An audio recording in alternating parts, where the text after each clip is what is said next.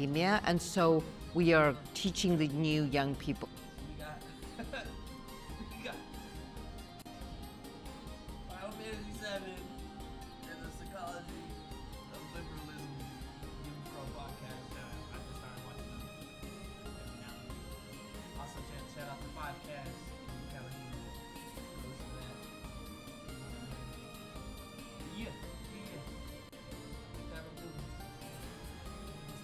turn this down.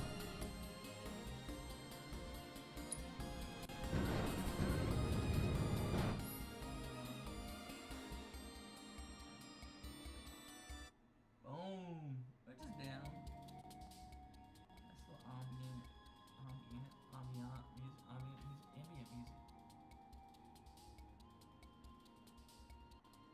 Jesus. Kind of enlightened set of enlightened field of knowledge. And we tell them that you don't have to read the canon anymore because Right. it's heteropatriarchal, normative, and we can explore our feelings about stars. We can explore our relationship to popular culture. There really was a cultural revolution within academia, and in that cultural revolution, there was a fervor that these was increasingly successful cultural studies types were wielding like a red guard. Like you read Shakespeare, you're a reactionary. I'm actually not the biggest Shakespeare fan, but let's say you read Marcel Proust, you like Samuel Beckett, you must be a reactionary because I just watch TV, or I love Survivor. I've written a book about Madonna. I want to read Lost. Like there was an oppositionality and an antagonism that then created, I think, this crusading idea that transmits to younger people, like we're in a seminar, but we're actually on a crusade to destroy power. Like I love the way that people use that. We're dissecting power. That really does come from Foucault. I'm sure you heard about this. Yeah. And it's like power is this transhistorical meta thing that. That's what I was going to ask, is where do they think it comes from? Where do they think power comes from? Yeah. Normativity. Okay. Or where do they think power comes? Like heteropatriarchal norms, the state, organizations. Like this animus against bureaucracy that Trump is exercising really has deep roots in the libertarianism of left and right that realized itself through the past 50 years. So you have to distrust the man, the hippies, and don't trust anyone over 30, distrust the man. Like we've created this kind of antagonism that will say everything about power except capital, and will say everything about power's exercise over us except exploitation. For the right, it's like bureaucracy and institutions waste money.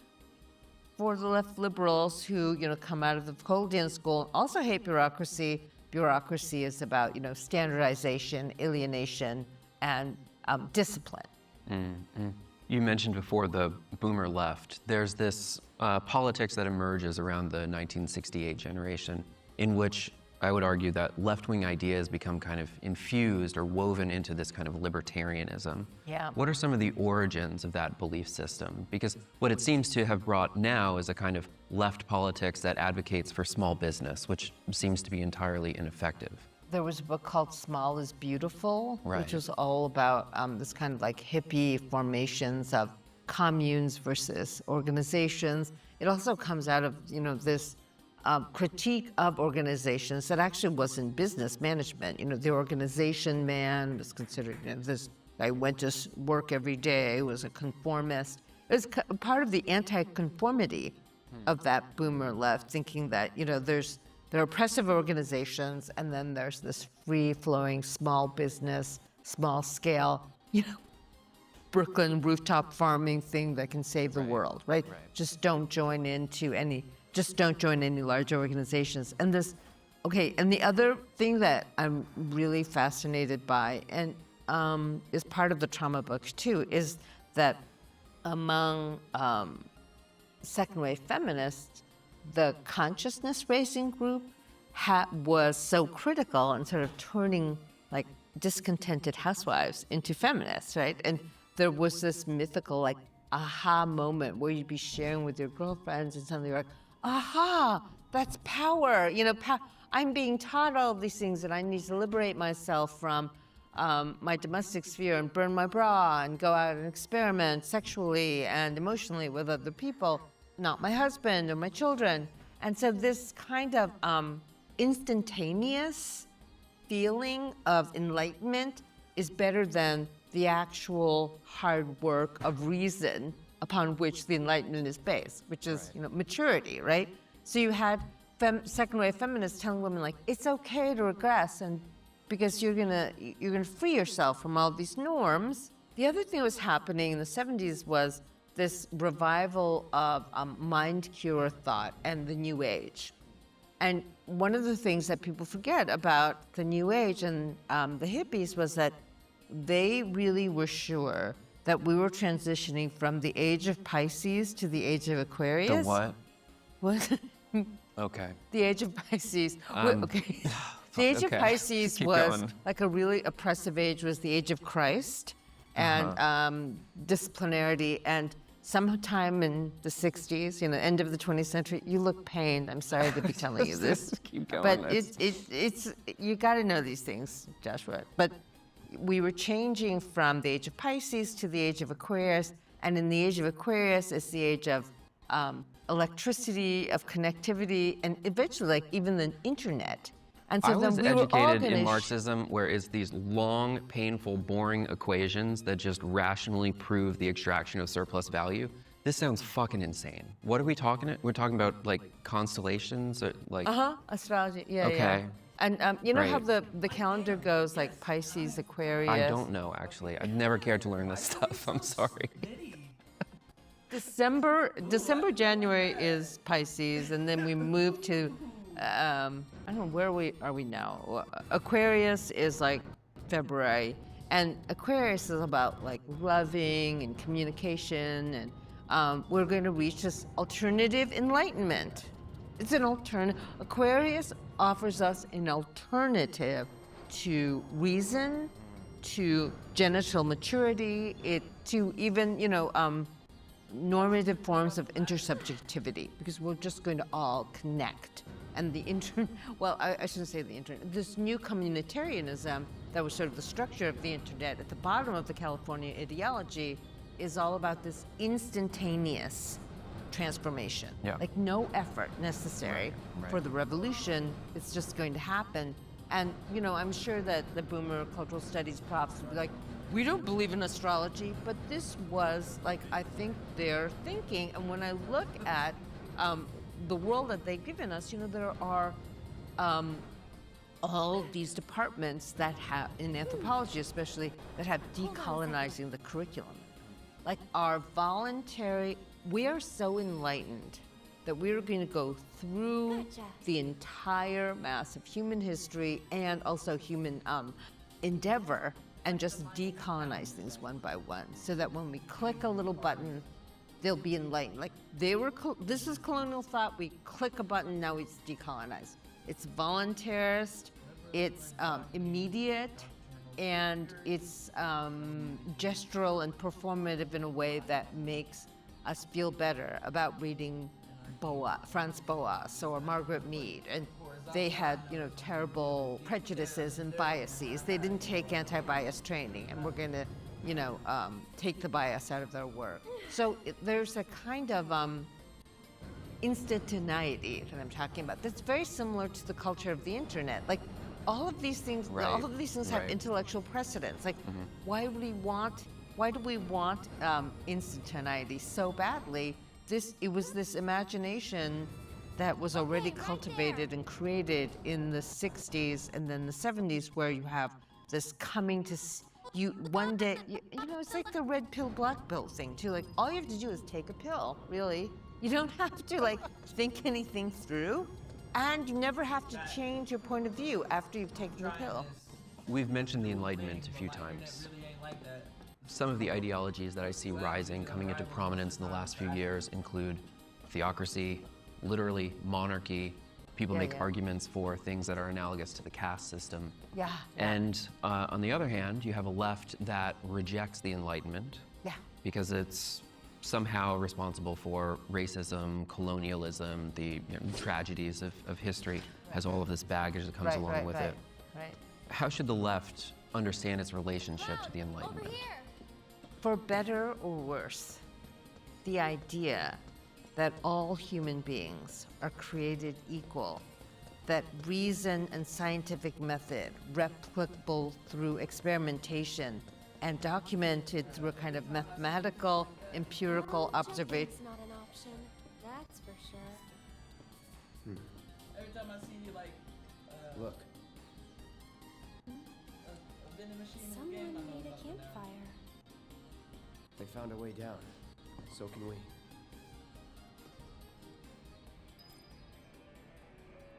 I've been pressing play on the video game. Of the world that other people can follow with regard to my logic. This kind of anti-mystical, grounding, anti-religious, anti-propagandistic, anti-authoritarian idea of a subject who could engage with others in the world through reason, not mysticism, not subjugation. That idea, for better or worse, was hatched in the 17th and 18th centuries in Europe. There are material reasons for this. The bourgeoisie created enough leisure that there was enough people who were able to engage in philosophical thinking outside of the tutelage of the monarchs and the church. They were able to hide, beginning with Galileo, they were persecuted by the church, and then by the 17th century in France, Descartes was able to sort of give a deist cast to what he was really pioneering, which was the scientific method. And this moment, precipitates the violent overthrow of feudalism in France, and also the violent overthrow of the British Empire in the United States.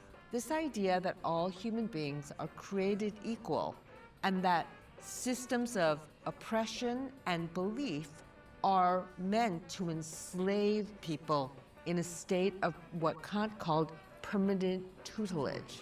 That we should all be freeing ourselves from this state of tutelage in order to be able to enjoy and participate in human progress and endeavor, which means the emancipation of the majority of human beings from both Are you want, hearing this? She's spitting right now. oppression, and exploitation. That begins, for better or worse, as a form of thought in Europe. We can stamp our feet and say, well, there are other forms of enlightenment, there are, what the fuck happened? But the scientific method that gave us electricity, that gave us the buildings, the possibility of building buildings this high, urbanization, along with this ravages, modernity was born in the 17th century in Europe. And there are many reasons we could think about this. That you could say that Protestantism and a certain form of, Jesuitical Catholicism was already on a secularizing trajectory, Yes. right? So the thing now that people are rejecting, I think, is that in actuality, democratic forms and capitalism cannot coexist, and capitalism is eating democracy alive. So a lot of young people, like my son, who's only grown up with the dysfunctional democracy, the guys saw the end of it, he'll say, like, it just doesn't work. It doesn't work. Democracy doesn't work. This is not working. And they feel attracted to a kind of authoritarianism, because the authoritarianism seems more obvious and naked exercise of power. Whereas, if you have people preaching to you about, let's use our reason together, and there's just all this fucking irrationality going on, especially in the left liberal spheres, then you just think, well, maybe we need to go back to strong top to bottom forms of rule, because democracy is just hypocrisy to younger people. It's fallen down. There's nostalgia for authoritarianism. I can understand. battle starts in a raid. Put down what's up the raid. That. The other thing is, pragmatically speaking, left organizations should be more structured and authoritarian. Because we're not going to be just like aggregated little eggs trying to take down the system that we live in, because it doesn't. Organization actually provides stability, transmissibility of knowledge. I feel like every time there's a new organizational fervor on the left, we keep repeating the same mistakes, which were already described in that Joe Freeman article called The Tyranny of Structurelessness. If you haven't read it, you should really read it. And it's about how the women's movement ate itself up in the 1970s, where one day you're working for women's liberation, and the next day you're being counseled by a group of women who think that you're too male identified, or you're not a loyal enough member of the sisterhood. And every single left organization that I've seen comes to this point at some point where it becomes a purity politics, and I think it is the end point of kind of crypto religiosity. You know what puts that down is highly structured organizations, extremely centralized exercise of power. And then you say it's a dictatorship. We listen to your complaints, but there's no voting involved. So I think young people are legitimately questioning how democracy can function in a country where capitalism just eats democracy alive. Right now, the fact that Elon Musk has $500 billion at his disposal means that he has a weapon. It's like he has a nuclear weapon, and then the 330 million rest of us have sticks. And this is the thing about caring, is that at some point we have to get out of the humid, sentimental ideas about caring for helpless things and helpless people even, and think about how to build organizations with lasting power that can confront the obscene accumulation of wealth that's taking place today. I don't think it's going to be easy. I think that if you organized a protest now that really was powerful, I'm going to sound too conspiratorial, but the powers that will be, they'll come about, put that down, either through infiltration, through physical threats. So there hasn't been a threatening figure like that since Bernie, and they put him down. They put down that movement really quickly. The other thing about the Enlightenment is that once you have an articulated, reasoned, rational analysis of political economy, of the unconscious, of mental health, of childhood, of eroticism, of exploitation, it's very hard to silence it. Once it's been written, once it's been communicated, if you want to regress to irrationality, you have to fight really hard to repress the truth that is out there. And so, Freud wrote, the voice of reason is quiet, but it will not be silenced. And and I feel like all the irrationality of liberalism is being punished by Trump. You can't be that stupid and irrational and try to fool people as much as they did without some kind of karmic revenge, because there is I think, reason that we all share. This is the Enlightenment speaking. We all have a capacity to reason. We all share it. You can suppress it. You can, become a holy roller. You can join a cult. You can join Curtis Yarvin in his Nostalgia for Monarchy. But we all have a sense of logic. It's innate in human beings. And it will, at some point, explode. It will, at some point, react against irrationality, either violently, effectively, or ineffectively if it's not organized. But this was also such an important point for Marx, for Freud, for Kant, for the thinkers of the Enlightenment, which is that human beings are born equal, not because of who they are, but because of their shared capacity for reason. Right. Even the caveman who built, who hunted, or who built something, who tamed domesticated animals, who found tribal organizations that allowed for his clan to survive, or her clan to survive, they had to use reason at some point to become, we as a species had to use our minds at some point to become the top predators of the earth because we are physically very weak, but we are mentally very strong. And God and tyrants and capitalism would like to take that away from us, but they can't really because the secret has been broken. This kind of irrationality that has become, I think, prominent and mainstream on the left, I find this to be in contradiction with overcoming the market form of organization in society, that if one was to go about, let's say, economic planning or even high-speed rail, something like this, that would be a very deliberate, rational approach. Damn. Ooh, that's me. Go follow me on YouTube too, nigga. Thank you. I just want to queue up another video. What should we watch after this?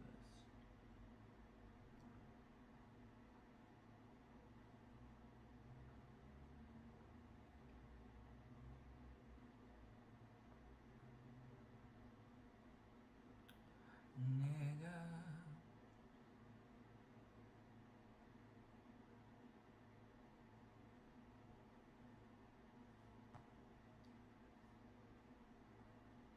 Oh, nigga.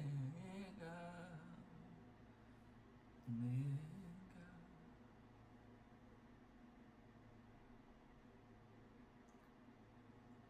Whoa,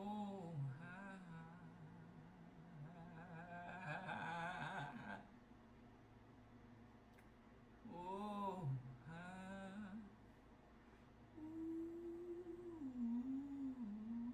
let me stop exposing my algorithm up here.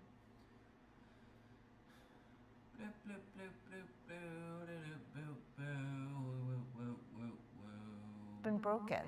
This kind of irrationality that has become, I think, prominent and mainstream on the left, I find this to be in contradiction with overcoming the market form of organization in society, that if one was to go about, let's say, economic planning or even high-speed rail, something like this, that would be a very deliberate, rational approach. And having lost that, I think we've kind of lost trace of this lineage. This is why I wanted to talk a little bit about the Enlightenment today, because Marx is scaffolded on top of the shoulders and the insights of Adam Smith, and Adam Smith before him, there is this school of thought called the Enlightenment. Where did the American left go wrong? Is this something that happened in the 90s? Is it something that happened in 1968, 1917? Did it happen in the 1700s? Like, where do we start to scope this problem? When did we start to when did the left start to worship irrationality? I think that's a good question, and I think that the secularizing drive of both Freud and Marx to depose all gods and potentates and irrationality, that got stopped, I think, with the New Left, who began to worship irrationality as a form of oppositionality. And when we say the New Left, what period are we At referring the to? SDS, the Students for a Democratic Society, becoming like more New Age, like 68 to 72. Right. But the other thing that's interesting about this moment is that it actually comes at a moment when there's massive redistribution of wealth from the top down. And there's a kind of middle class comfort that Americans haven't enjoyed before. And it's at this moment of like actual social democratic triumph that both capital needs to increase its rate of profit, and deindustrialization of the United States begins, and the outsourcing of heavy manufacturing to East Asia begins, and wealth starts to be redistributed back up through the 70s. But there's this kind of optimism, I would say, and hubris that the New Left had, because it sort of assumed that there would be a stable middle working class alliance, and that was broken completely by Reagan, which also leads to the confirmation of this left theory that social democracy itself is not stable, right? Like, Social Security is a social democratic institution that the right wing right now wants to eat alive trying and to. privatize, right? So it's a social democratic thing. And so if you really think about it, then it was always unstable because they were mad. The right was mad when it was made, when it was established, and they've been like salivating over this large sum of money that we pay into so that we don't have to die in poorhouses. And they're thinking like, how this is just sitting there. Elon Musk called it a Ponzi scheme, which is either deliberate obfuscation or just like sheer stupidity. I think it was a policy paper from the Cato Institute or something like That that. he's repeating. Yeah. Yes, social democracy is unsustainable in the long term, right? So there's this kind of problem of historical development where there's large profit margins at the beginning. You can redistribute this wealth into universal basic policies, social democratic infrastructure. And then after a certain point of development, necessarily austerity has to cut in and capital fights back against labor. And this is historically the problem of social democracy, that it kind of works for a limited period of time. That crisis of social democracy can kind of break in two directions. Either it can move towards neoliberal austerity, as it did in 1972 to 1980, or it can move towards economic planning, where you no longer need to use this price mechanism to organize society's resources. And so as we are encountering another period in which there may be certain forms of social democracy that happen in the advanced world, like I've heard it referred to as a green national security Keynesianism, this kind of resurgence of not quite New Deal politics, but things that more so resemble the New Deal liberalism that we were akin to before, the neoliberal period, that again, these opportunities to introduce forms of economic planning become possible. Right. Good luck telling that to anybody who was raised on the canon of 1968, though. There's this censorious trend that's kind of emerged in the last few years. Where do you attribute that to? Is that something that came out of the boomer generation, or On the liberals? on the liberal left? Yeah, particularly among elite educated professionals, among the college campus. So there are doctrines that have to do with like visibility, recognizability, centering marginalized voices, even though we don't have or land acknowledgments, or this mystical idea of identity giving you some kind of moral superiority over other people, that they really underwrote. And I feel like they're the doctrinal deviations from identity politics or wokeness, if you like, maybe even through recourse to a historical high liberalism, not to mention Marxism, that is just not tolerated. This kind of intolerance is part and parcel of, what I was going to say is their power. It's like they've consolidated so much power and they don't want to give up any of that power, even though skepticism was always, I think, a kind of prime principle of liberalism. Like, I'm not going to take what you say at face value. I'm going to be skeptical. We'll argue about it.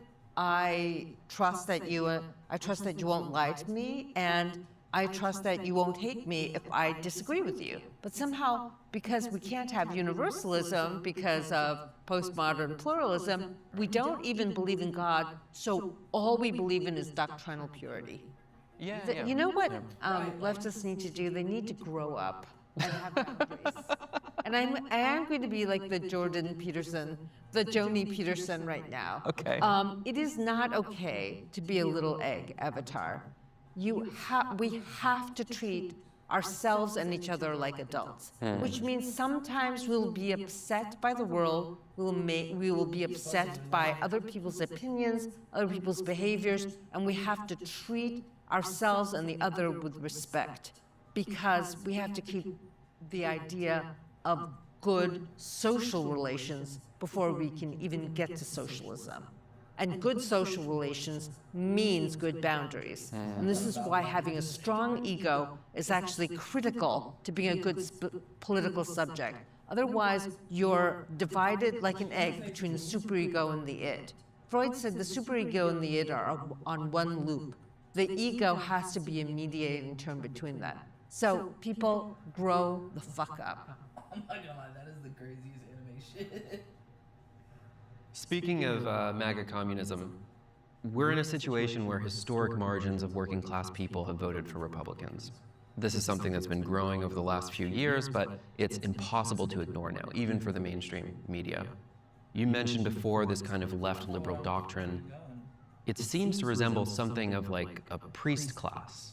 Our mutual friend Angela Nagel described some of this increasing margin of working class support for conservative right-wing populist parties as a kind of clerical rebellion.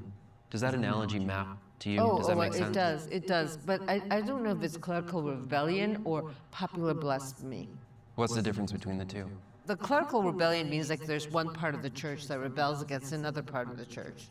And I feel like the Republican Party is not really like, it's not devout or pious enough with liberal values. It just wants to encourage popular blasphemy. But I think it's important. I was like, this is a distraction. But right now, I think it's part of this irrationality. Of course, trans people should have civil rights, but why can't we call people mothers? Why, when my girlfriend was giving birth or going to birthing classes, prenatal education classes, they had to call mothers birthing people. This is in Brooklyn, 3 years ago. How did it get to that point where we couldn't use the word mother anymore? Didn't we think there would be a popular reaction against that bullshit? And it was totally doctrinal. And my friend said, you know, she talked to some of these doulas and these, natal education people, and they were afraid of being canceled because they have, a presence online. That's how they get their business. Midwives and stuff like that. So they were conforming to the liberal doctrine of Brooklyn that you couldn't actually say early childhood education for mothers, or birthing classes for mothers. It had to be birthing classes for birthing people.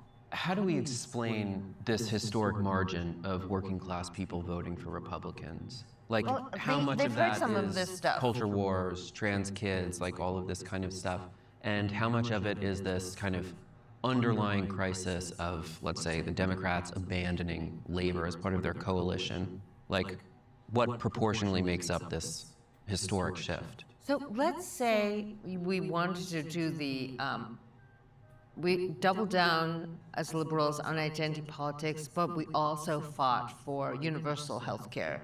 We also fought for the breakup of monopolies. We also fought for minimum wage. Let's say we fought for both things with equal amounts of fervor, and we actually gave people concrete benefits that made them trust their government or their political policies, their political policies. Maybe that would have been okay. But the Dems pushed the language rituals without really having any stake in providing for working class and middle class people. Trump actually just wrote checks at the end of COVID. Biden stopped that. I mean, and there were certain things that people kept saying, like, his Inflation Reduction Act did so much. They just had bad optics, bad communication. They should have told people how they were improving their lives. Maybe they actually weren't improving their lives. Maybe it wasn't just a PR stunt. But they pushed this other, cultural program harder than they did the economic programs. You know what I was thinking on my way over here? I was like, look at all these executive orders that Trump was doing. What if a Democratic president actually said, we're going to abolish insurance companies? They don't do anything. We're going to have single payer. I'm going to do it by executive order. Because here's $1 billion company that's did not... the CEO of United Healthcare would still be alive. Luigi wouldn't have had to do what he had to do. And we'd have just said, no insurance companies. Executive order. Yeah. And we would have gotten all this pushback, but you've been saying, I'm on the side of Americans who've been exploited by the insurance companies. Why? And I want mothers to be called birthing people, which I would have still objected to, but it was like, I'm going to do this really powerful thing and take away this middleman that's adjudicating your health care for profit. There's so many doctors that are angry about this, so many nurses that are angry about this, so many people who suffered like this. who would be angry at you for punishing insurance companies? But they won't do it because their billionaire donors don't want them to. So they're just like puppets of a different kind of oligarch. I mean, because I was really thinking about that, like what kind of symbolic executive order could a Democratic president have made that would have galvanized people, even if eventually it got whittled away and challenged in the courts, whatever. What if you just said, you know what, United Healthcare, Blue Cross Blue Shield, you guys are no good. You're bad people. Like talk like Trump.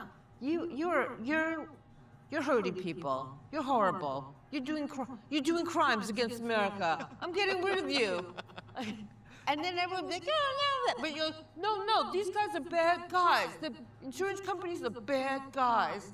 You'd have at least 100 million Americans going, yes, you're on my side. And you're like, I'm on your side, people. These are bad guys. You know, in an alternate universe, I see Luigi Mangione coming down the street, gunning someone down. Someone's going to get really mad at these insurance CEOs. What value do they provide? None. So let's just get rid of them. On this topic of executive orders, this has been recently my hobby horse to discuss with people during Trump 2.0.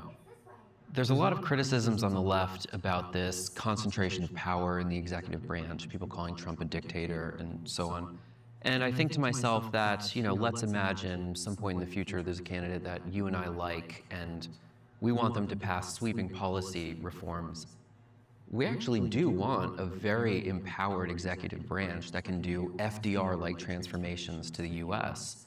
Is there something that we're kind of shooting ourselves in the foot with some of these critiques, this fear of power, fear of actually transforming the stuff of society? I'm not shooting myself in the foot because No, I'm for that. we on the left, I mean, I think generally, I think you and I would probably disagree with this, but I hear these criticisms kind of bubbling up in the zeitgeist. Everything is so procedural, right? They're so technocratic. He's not following the rules. I think that for... He's not following the rules, yeah. The rules that are written on paper, right? Is that, okay. He's just doing stuff. So this goes back to, I think, our idea, to one of your questions about how democracy for younger people seems like it's a failed experiment, is that it's become completely processual. Like, it's all process-based. Yeah. It's not Yeah. politics. Mm-hmm. This is how David Plouffe and Quentin folks talked about the failure of the Harris campaign, too. It was all, like, technical. Their failures were technical, not political. Like, actually, an executive order and a sovereign act on the part of the president is highly political. Like, he's doing things, and he's changing the political realm. He's changing what we imagine possible through government. He's making people angry, making some people happy, and he feels that he is the expression of the popular will. Yeah. Because he won so many votes. Why did no Democratic president feel that way? Democratic presidents think they're the managers of constitutional procedure. But you know what? Actually, you could think of executive power as the expression of popular will. And now that all of Trump's executive orders are going to be challenged in courts, his followers are going to say, those judges were appointed, they were not elected, like that, the courts are actually anti-democratic. But I feel like we right now have to push the limits of what executive power is for Trump to execute the will of the oligarchs. If one day we do get a progressive leader, someone's going to have to do that to thwart the will of the oligarchs. Right. But you cannot continue to be technocratic and depoliticizing and apolitical. One of the things that the Democrats are really good at doing is making people feel hopeless and demobilizing them politically. I will not include this in the public version of the podcast, but my contrarian impulse here is that if one had to imagine organizing a national economy that contained 1,000 millionaires versus 10 billionaires, there are procedures, there are levers that can be used over a small group of people, like Jack Ma, for example. Like, if we have the neo-FDR that gets into office, like, we just put Elon Musk in prison for like 10 years. And you don't have to worry about taxing, 900 other people that are routing their capital through the Cayman Islands and using tax avoidance and whatever. It's like, it's just concentrated in one guy. That's a little bit of a lever there. You're not going to put the. Oh, well, I'll say that I totally agree with you. It's a little too No, based maybe for the No, I public totally. version. But I'll agree with you on this because I. I mean, I'd think put him in that jail now. I wouldn't wait, but once we do have Neo FDR, like Neo FDR, immediately, yeah, right, overnight. just put it, yeah. And you know what? The other thing is, Jack Ma was never in jail. He was just sequestered. Like this is what, because there's no habeas. that easy. There's no habeas corpus in China, or we don't need habeas on him. Yeah. But he was just probably like under house arrest and not told not to make public appearances for a while. So the thing that I thought was really interesting about this was that seeing what's happening now is that instead of having Jack Ma bride the Chinese government scared the billionaires, as he said. And now we have the billionaires exercising their will, or one billionaire at least. The others are scared, but exercising his will over Trump and collaborating with him. And in China, it's antagonistic. It's like, and the government said, we let you make all this, but in the end, we're still in charge of you. And that was, and you know what's crazy about that is that if you look at Chinese public opinion, they're like, yeah, you know what, he had too much money. Yeah. No, it's They're not like, no, it's oh, good. Jack Yeah, Ma, yeah. he should be free. There Right, was a lot of right. skepticism, like, well, I think he didn't pay his taxes that year. There Yeah, was yeah. like public criticism of him. I don't There think wasn't Elon this Musk did adulation. either, come to think of it. Huh. I don't think Elon Musk did either. Yeah, exactly. There wasn't public adulation. Like he's a multi-billionaire. We really admire him. Oh, poor guy. His civil rights. There was like, oh, maybe he did something. Yeah. Or at least his civil rights comes at the cost of everyone else's life expectancy because he's got all the resources. Yeah. Let's talk about social media for a moment. There's a kind of theory or political common sense that has emerged that people will refer to as this mass, leaderless, disorganized protest. Where did some of these ideas come from? Why does this seem like a plausible, common sense idea to many of today's left? The academic sources are, of course, anarchists like David Graeber, neo-populists, anti-Marxists like Ernesto Laclau and Chantal Mouffe, who kind of moved away from old left forms of protests and strikes into talking about these kinds of electric, spontaneous organizations from popular discontent. They had a whole argument against organization because organization would naturally become oppressive. You would have a hierarchy of demands, whereas these populist uprisings, they were Argentinian, could create a chain of demands that would be non-hierarchical. And I think, I'm not that familiar with David Graeber, but, for me, he's part of the school of also the no logo, Naomi Klein types, which are just like, we protest the WTO and consumerism. And that in and of itself is a kind of oppositionality that will attract more and more people and that will make global multinationals afraid of us. I think that Graeber was talking about also, anthropological formations where people, pre-modern organizations that could have been very effective. That kind of strong institutionalization of anarchic thinking as anti-authoritarianism. I have great admiration for Graeber's work, but I feel like very often people are afraid to say this, but how are those forms of organization standing up to power right now? Once again, it's like overlooking the rationalization that the Enlightenment took with regard to organizations and corporations and financialization and the organization of modes of production. In pre-modern forms of modes of production, you could have maybe this kind of more floating, mobile organization. But once again, you can admire them without worshiping them. So in 2011, Occupy was everywhere. People had lost their homes. There were young anarchists and old grandmas who were occupying the piece of lawn in front of city council.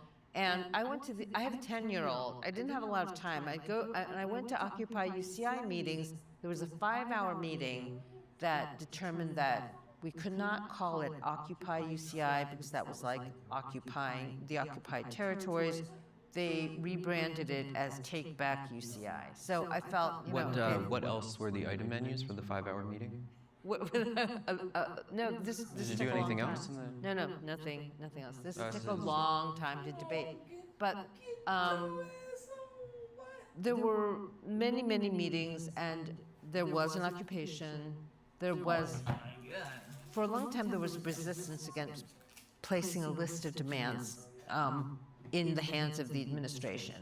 And finally, after really a lot of struggle and my arguing with them and arguing against my colleagues who are part of this anarchic thing where they said, if you have demands, then you're just giving power to the administration. So it's like, so what are we occupying? What's the protest? What's the end of the protest?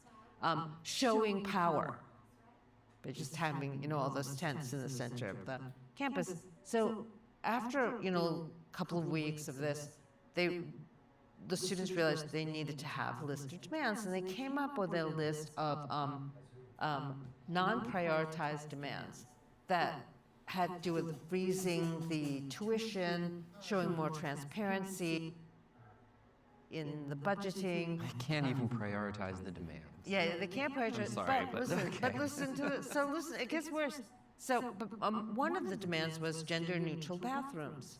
So they delivered the demands to President Drake, who was like chair of the faculty senate, and he was at the meeting when Drake looked at the demands, laughed, and said, "I'll give them gender-neutral bathrooms."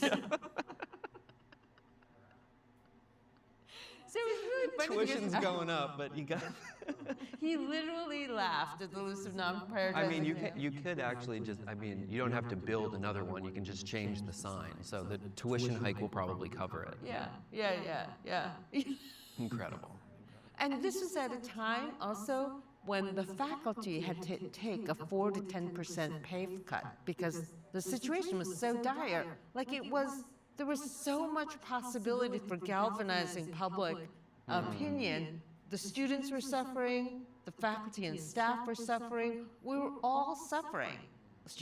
Classes were being canceled, the budgets were frozen, but there were these 5-hour meetings about demands, and somehow I still remained hopeful. This where you live, girl? What is the role of culture in political struggle? Did you live like this? People will ask, what is PMC? What is PMC? I see this a few times a week. Maybe it would be worth the time now to talk a little bit about the history of that term, about Barbara and John Ehrenreich. Who are they? Where does this story begin? So, Barbara and John Ehrenreich published an essay called The Professional Managerial Class in 1977 in Chad, is she cute? a journal which looks more like a zine. It's online called Radical America. Yeah. It's beautiful. There's a little essay in there about hairdressing salons as working class women's spaces.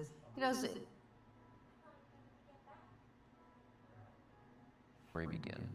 So, Barbara and John Ehrenreich published an essay called The Professional Managerial Class in 1977 in a journal which looks more like a zine. It's online called Radical America. Yeah. It's beautiful. There's a little essay in there about hairdressing salons as working class women's spaces. You get a picture of like American radicalism in the late 70s even, which is so lively, and so deeply connected with working class life worlds. And in this essay they said that left liberal or political spaces, one called that, are increasingly dominated by credentialed white-collar elites and their vision of politics, and that this kind of organic relationship to working class interests that the Democratic Party once could represent through its sort of big tent inclusion of union leaders and union workers has been broken by this monopolization of liberalism by credentialed elites.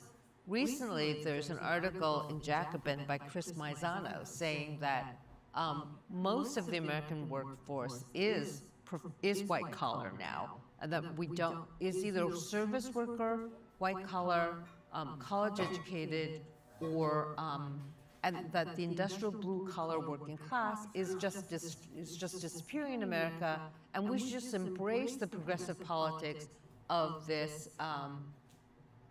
new class. Well, it's called new class, white-collar workers, and these white-collar workers like identity politics, and we can't think that bread and butter issues are going to be some kind of like messiah. I mean, that sounds wrong in like 12 different ways. So crazy, you have to read it. It just came out like Do I 48 have hours to read ago. it, actually? I don't like this guy. Wait a Maybe minute. you don't have to read it just because it's so confusing and contradictory. But as a kind of apologia for democratic, I don't know anything about this man, but if I were to be in conversation with somebody and they like gave me like a face like that, I'd be like, ugh. politics, it might be useful Sorry. to read it. Oh, I see. So, love the so what they conversations say they're is that we have downwardly mobile white-collar elites, but they like identity Maybe politics she's like too. one of the on the outskirts. I mean, she's preaching. People on, like identity politics. good shit. And so what I understand. what I take from this is new statistical readings of the changing nature of the American workforce. I guess mean, that's fine, in a but- lot of the statistics that I cite, I would be like, we have out-of-wage workers. 25% but I are keep that to myself, professional maybe that's why I managerial don't talk to people in the workers. industry. I mean, And come on. their numbers, because they look at professionals, they check out the managerial qualities, like that group, the professional white collar and service worker, they include the service worker, they include nurses, they're expanding to 40 to 60%. And, agricultural workers now make up only 3%. The industrial working class is, really shrinking as well, so that what Maizano's argument against the Ehrenreichs would be, well, there is no blue-collar industrial working class now with its values and with its bread and butter issues. We have to just massage Democratic Party politics to combine some bread and butter issues, but with progressive identity politics as basically like the Democratic Party doesn't have to change. That's- like, yeah, if you yeah. just keep going with, Right. keep going. I like listening to stuff like this because I learn a lot, but when they start talking about and it's a big thing I hear a lot, identity politics. I don't even know what that means for real. Does that mean like just these? I can't stand that person or that person. These type of people, or I'm this type of person, so I'm gonna think this way. Is that what we're talking about, or is it something else?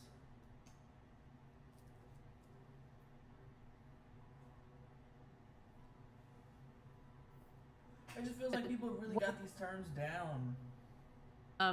But historically speaking, what I think is really interesting about the manager and the foreman in the factory under industrial capitalism, and then the white-collar worker, the MBA, in the later part of the 20th century, is that Taken as relevant. Maybe that's part of the conversation in that the they're having. family firm, I think Marx talks about this, in the late 19th century, the clerk, who are the accountant, like all the clerks and the people who work to manage the finances of a large family firm, let's like ThyssenKrupp in Germany, right? The people who were working to manage those resources were almost like family servants. Like I said, they often worked, very closely with the head of the family. Sometimes they even worked in the family home. That family home becomes like the office. But as corporations become more complex, this layer of people needs special training. Their numbers expand. Some of them, like under Taylorism, are taken up by from the best workers and promoted through the ranks. And then we have specializations in college in management to expand this notion of accounting, of worker discipline, and I would say today, like financialization, speculation, and liability. So lawyers, accountants, managers expand within this group, and you have this idea that they are mediating between lower tier wage workers and the owners of capital, the bosses, right? So this class is expanding in number, does expand as capitalism becomes more complex, and its values are the values of the capitalist, but with a progressive and liberal veneer, because it also has to mediate the interests of the wage workers below it. But more and more, I find, and the Ehrenreichs, see it in the 70s, is that they are protecting only the interests of capital while trying to differentiate themselves from lower tier wage workers. When this class was smaller and worker unrest was more dangerous, you have someone like John Dewey, you have Edward A. Ross, the early professoriate, when only 5.5% of the American population went to college in 1900. They tried to standardize and regularize and protect academic freedom from the ravages of the market and from the demands of the bosses. And this was a moment when the nascent professional classes were probably the most progressive at all. But you could also say, from a purely historical materials point of view, that they were only mediating and stabilizing the immediate unrest and crises of capital.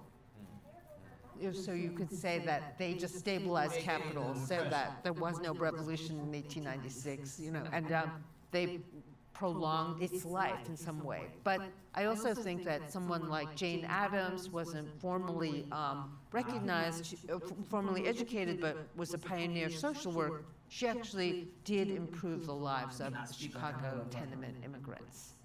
In terms of these social science instruments that we take for granted today, like taking surveys in the tenements, elite Victorian ladies did not even want to go into these fetid areas and thought that they were just crime and disease-ridden. And when you go and look at the Jane Addams Museum in Chicago today, it's like standing all alone because everything else around it was demolished and turned into freeways, but someone had this idea that maybe we should preserve this house. There are really incredible maps of neighborhoods, languages spoken, rates of disease, childbirth, deaths, and maternity death rates, and they're all on paper, they're all archived. And so her purpose for that was to improve social services for the Chicago slums. But, today, all of these surveys that social science and social workers have inherited as part of the professional managerial class is about managing resources, managing austerity for the poor, the underprivileged, etc. Her contact was being in the community with them. But now we instrumentalize poverty knowledge to create more studies, more grants, more surveys in the university. There's actually a book called Poverty Knowledge by Sarah O'Connor, but there's also another book called Automating Inequality, which is about how data gathering and data valence was first exercised on a massive scale through welfare. So the professional managerial class we could say manages inequality today, manages workers for the interest of capital, private equity if you like. People have specialized interests and abilities which allow them to do jobs that differentiate themselves from unskilled wage workers. I have to say, though, that I have had so many letters from lawyers, doctors, medical ethics trainers, people who are working large organizations, who are part of the professional elite, who have seen how how our stratum has totally betrayed the public good. People just write me from all over, ever since Virtue Hoarders came out. And they'll say, I can't say this out loud, no one is going to listen to me, or thank you for writing this book, I feel less alone. People are oh, PMC, you're just a self-hating PMC. No, it's called being self-critical. I like having professional knowledge. I think expertise is important, but we're seeing how within the management of healthcare, for instance, healthcare is not managed for the knowledge, for the well-being of patients, or to respect.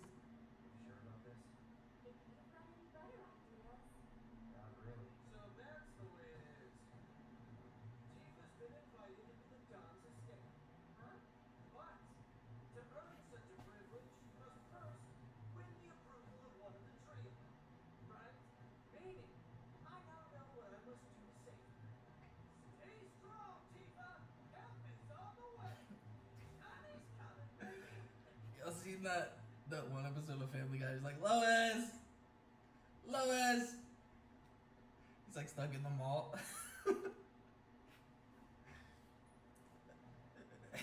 Another guy is just comes out of nowhere Lois! He goes, I got a shot. Lois! expertise of doctors. It's for profit of the insurance companies. In 2013, there's an important essay by Barbara and John Ehrenreich called The Death of a Yuppie Dream, The Rise and Fall of the Professional Managerial Class. Do you understand the PMC as expanding or shrinking, or where do you see their role in society? Are they growing in power now?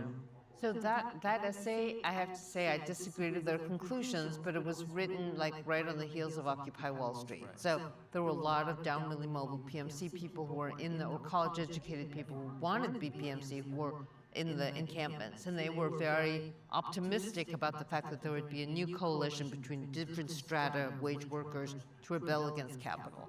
I think that as capital shrank well-paying jobs, well-paying white-collar jobs, the PMC's role as a gatekeeper into that world became more and more important. The sort of narrow door from like college degree to elite job becomes smaller and smaller, and its gatekeeping function actually made it more The powerful. forced mini games. And I think that what they underestimated was how powerful that If I want to gatekeeping play a mini function would game, be, give and me a mini game. how I'll decide to disorganized play the it or left not. was, and how this kind of anarcho-libertarianism within Occupy Wall Street would turn into kind of crypto-religious cancel culture. Like they didn't really experience that. I mean, Barbara Enright passed away a few years ago, R.I.P.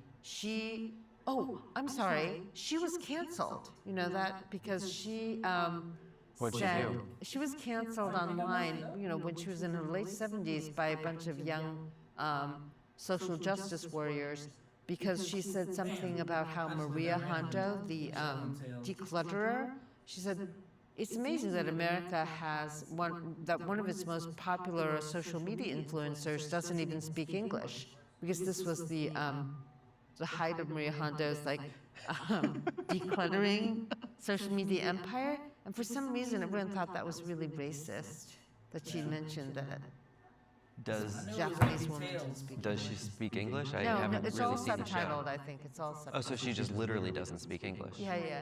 Okay.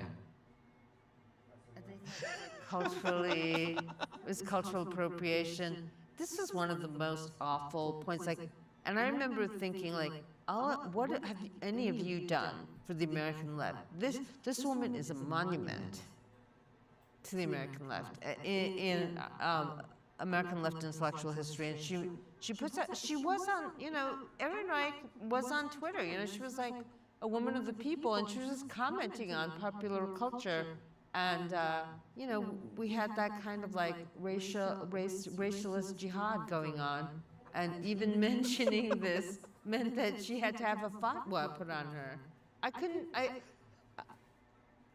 don't know what she made of it, Erin Reich herself, but it was kind of like her 1977 article come to like ironic fruition, that the values of this class would be so divorced from many material issues that it would only police people on the level of language and ritual. Right. And so when she and John Ehrenreich wrote this in '77, she was much more prescient than 2013, when I think she and John wanted to believe that the revolution was coming again. They were quite Like optimistic about it. '77 was, sort of the death of '68 revolution, but 2013, after Occupy Wall Street, was them trying to be optimistic about organized protest. There's definitely a Jordan Peterson clean your room joke in here somewhere, but I'm not going to make it. But there was something that Maria Hondo did that was really funny, where you have to take all your possessions, put them in your hand, and ask yourself, does this give me joy? And if it doesn't, you throw it away. Remember that? Yeah. No, I do know. Yeah. On this topic of the clerisy, the priest class, there's another term that people will throw around recently called the Brahmin left. What does the Brahmin left describe? What are we trying to get at here? Piketty is French, and he's really talking about this. Thomas Piketty is the author Thomas responsible for the Piketty, Brahmin yeah, left. economist, who says that he's not a Marxist, but wrote incredible books about capital in the 21st century. And his thesis about the Brahmin left is that there's a certain kind of leftist who's not only wealthy but has all the social and cultural capital and tries to exercise their idea of cultural and economic politics as a dominant ideology in their countries. But what I was going to say was that his analysis was based on the French, like, left bank leftists. Just very quickly, the analogy he's making here to the Brahmin caste, should we define that for the audience if they're not familiar? So India is a caste country where Hinduism religiously justifies a certain division of the population through a caste system that has a divine sanction. And the Brahmins are an upper caste group of people who are not supposed to touch certain kinds of labor and certain kinds of people. And so at the bottom of the social hierarchy are the Dalits, who were literally called the untouchables, right, in the caste system. And at the top of the social system are Brahmins, who rule the country, get educated, but who also have certain restrictions on their activities that might constrain them. And this caste system is part of a kind of Hindu feudalism that is unmovable because it's divine. And when you have a Brahmin left, one of the things that you could say is that it's a contradiction in terms because leftism is about dynamism. Classes can come, classes fight, one class can take another place in kind of a hegemonic role in society, and Marx's whole idea of class struggle is about the violence and dynamism of class formation. Once you use those two words together, you use this notion of a fixed, perpetual, divinely sanctioned class of people who are different from others and superior. These people are really smart, but to me it just sounds like words right now.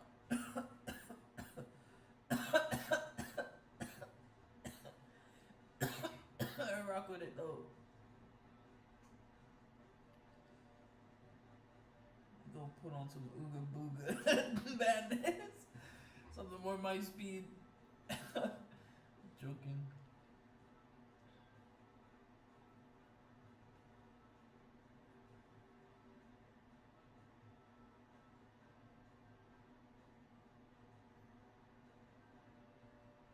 There's just anything I can react to.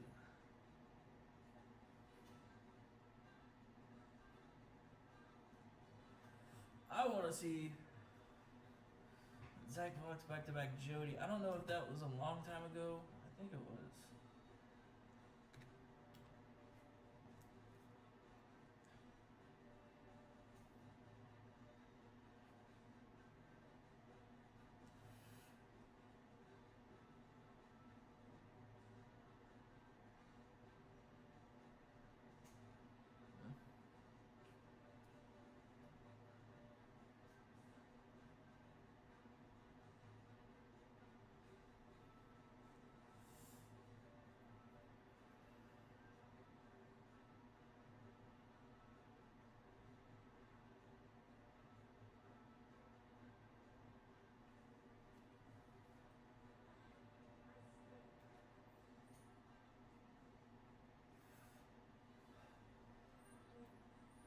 Chat, this is a terrible mission.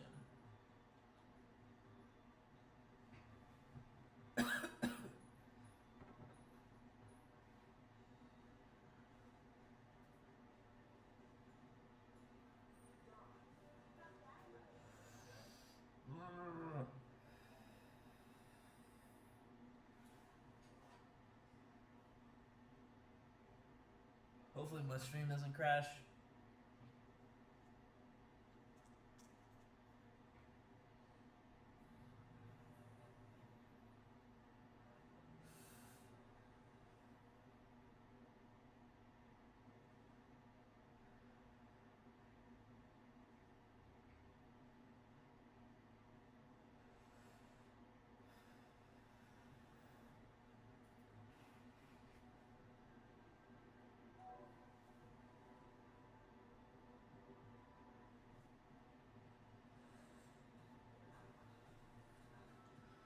should have some hype music.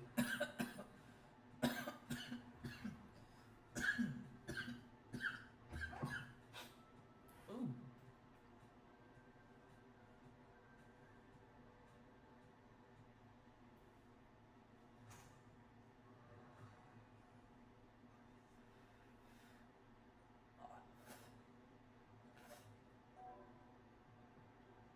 You go tripping.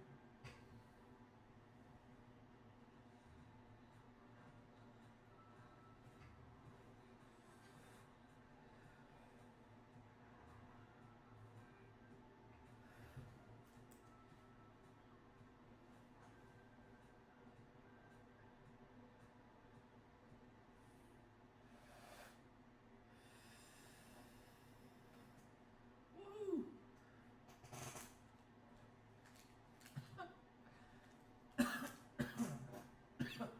Damn.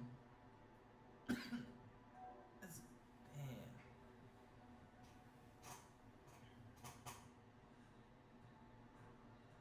Not crashing front even in the game.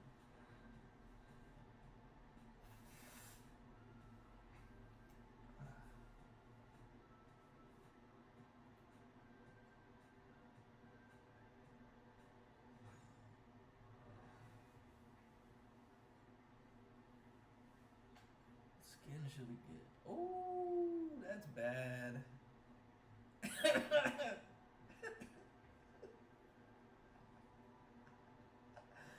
Oh, I've never seen that in my life.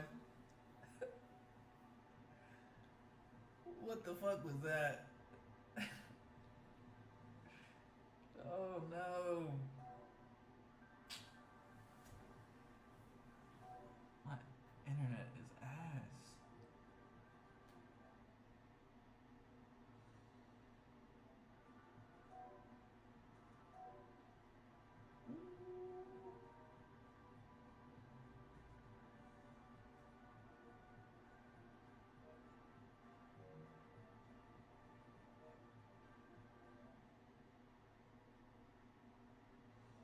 I can't even get in the game. That's wild.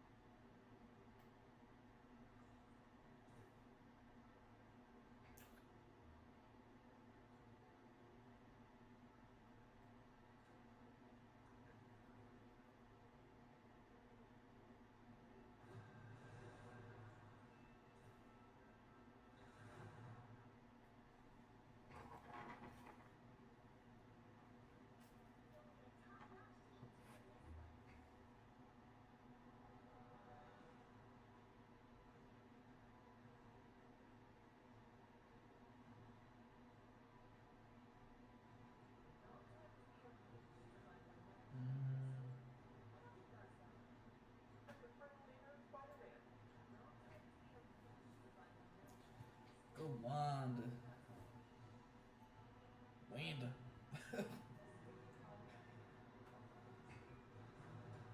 I'm gonna go Wanda.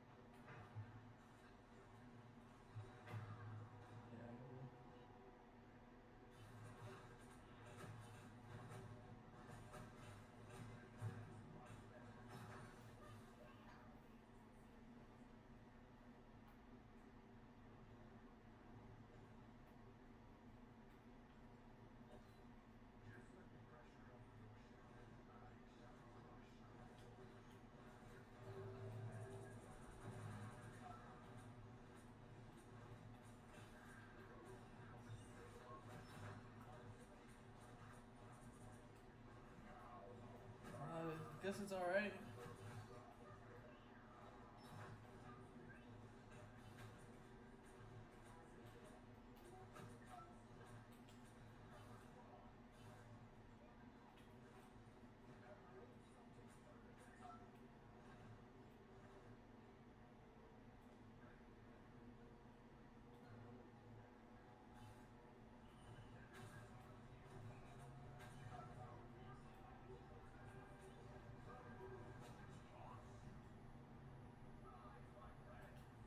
Let's go, Hope. Let's go, Hope.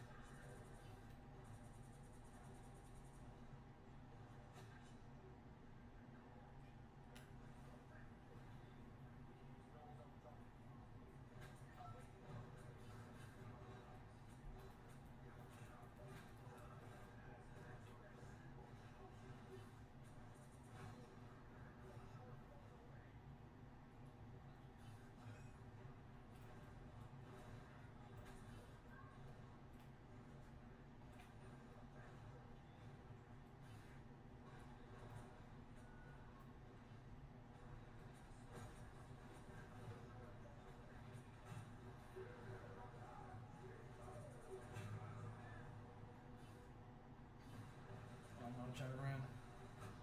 That was kind of dumb.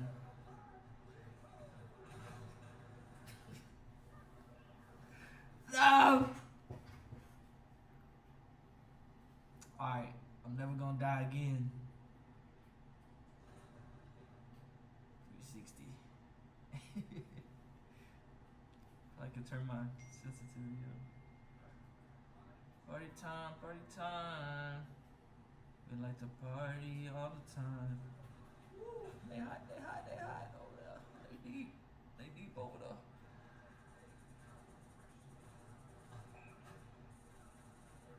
Come on, come on, come on, come on, come on, come on. Yeah, push me, push me, push me.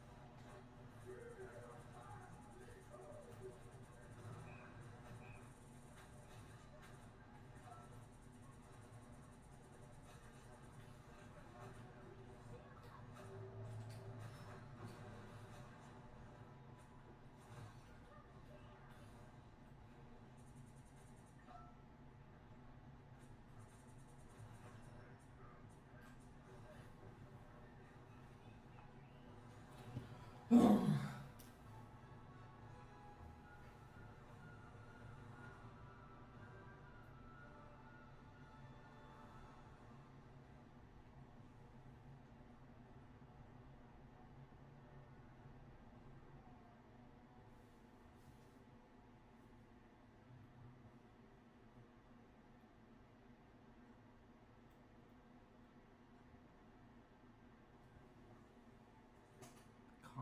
Nation. Shout out.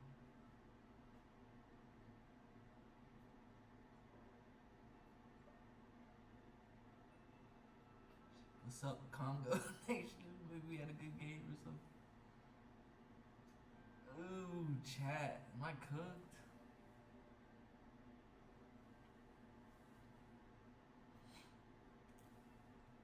I gotta rank back up, y'all.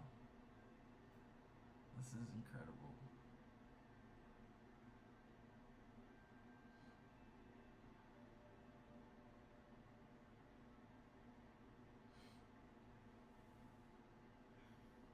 As Iron Man partnered with Doctor Strange to land what character? Oh, how do you do that? Okay.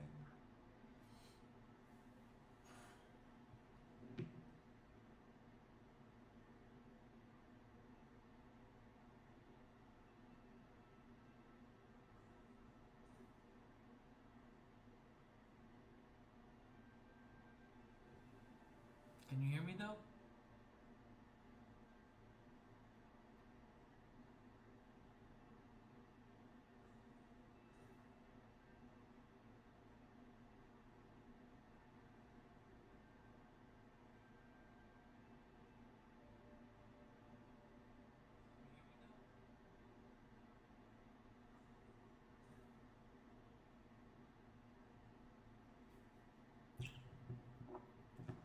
Okay. Ah, I meant to go.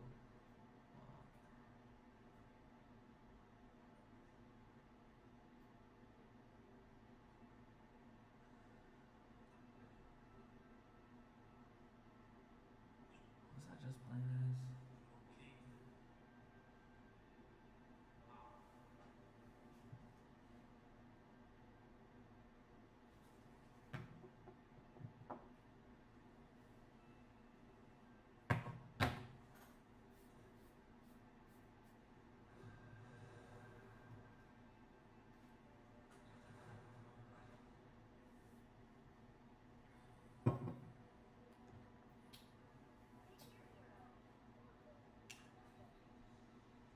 I am.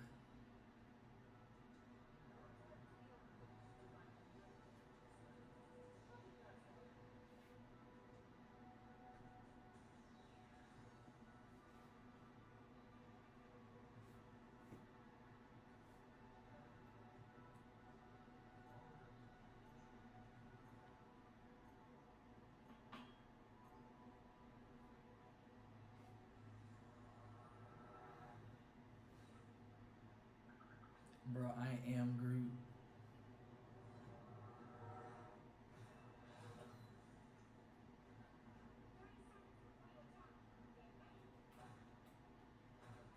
Just hope I'm not lagging.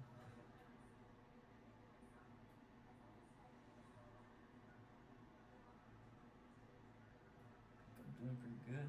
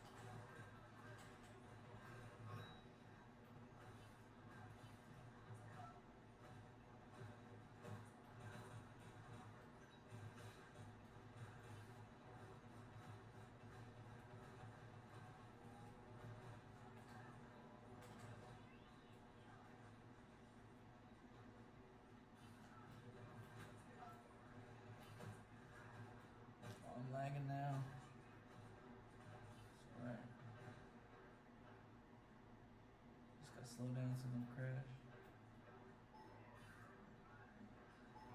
I am Groot, bruh. What's up, Venom? I am Groot.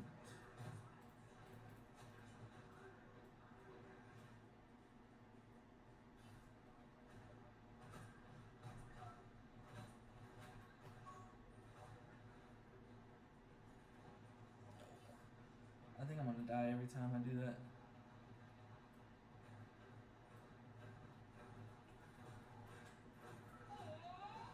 She won't kill me. Let me if I die. I'm Groot. I'm Groot. Nah, that was wrong. I got out of place.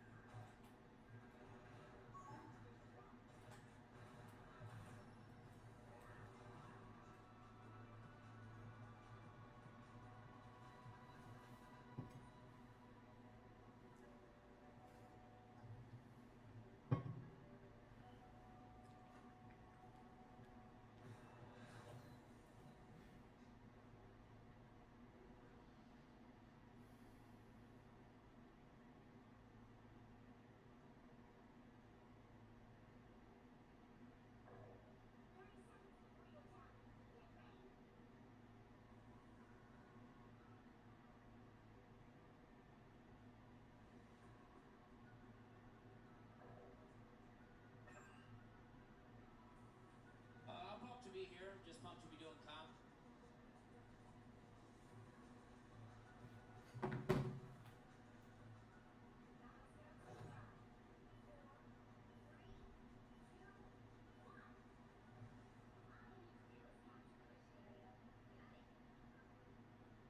I thought I was slow walking. I'm putting full speed. Venom keep diving me.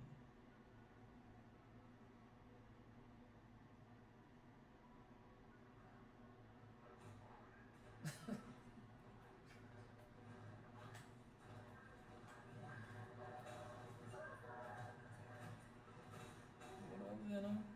I'm Groot.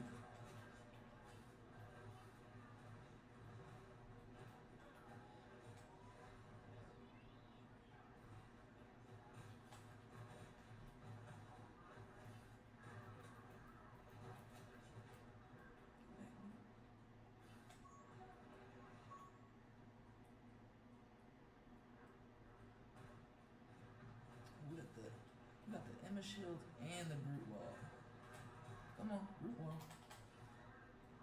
I'm gonna do it right there. Kind of fucked up my team.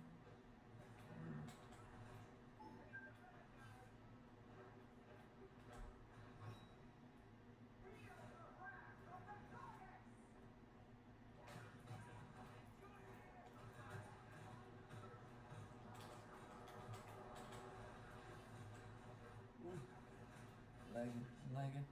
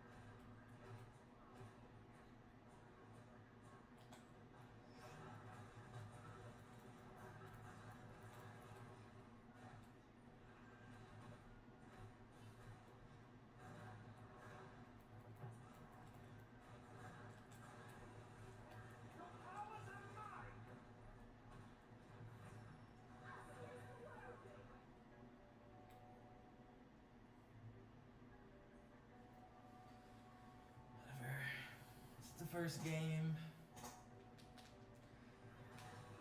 Always gives you an easy dub on the first game. Second game, you have to fight the actual Avengers. It's so dumb, this game.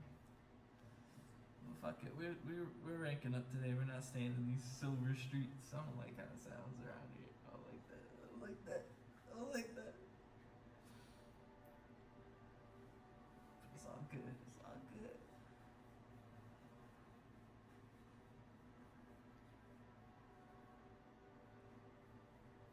My problem is I started experimenting.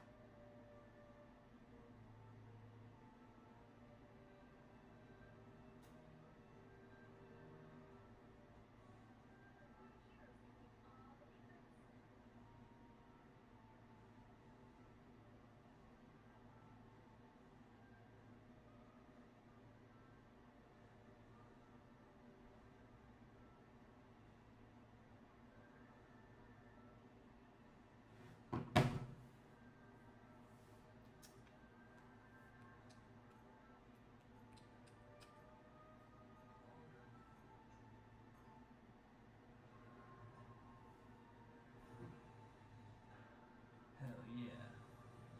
Damn. I just got my music recap, and most of the time it's like, you're sad. I was like, finally, it doesn't say that, but at the bottom it says that. I guess that's fine.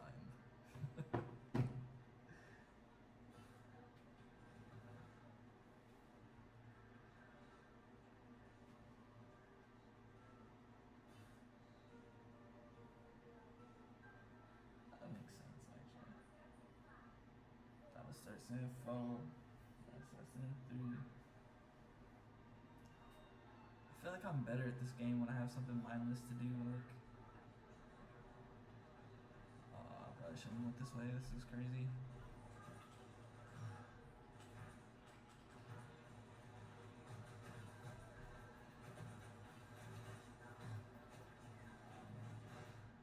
Damn, she still bit my ass. Oh, that's how. Oh no, she's still with. Damn.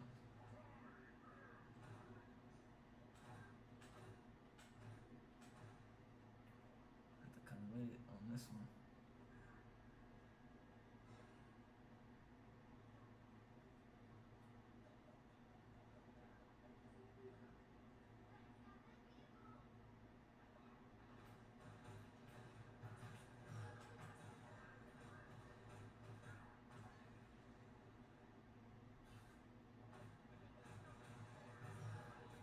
Ooh, I can't see.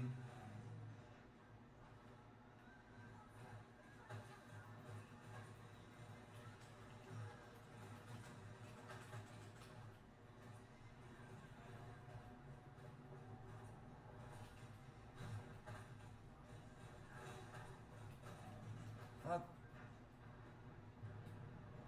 Woo! Good bubble. Great bubble. I should have hit him one more time.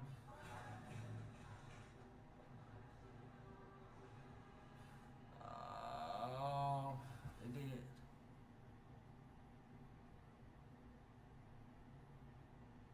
I got triple healed.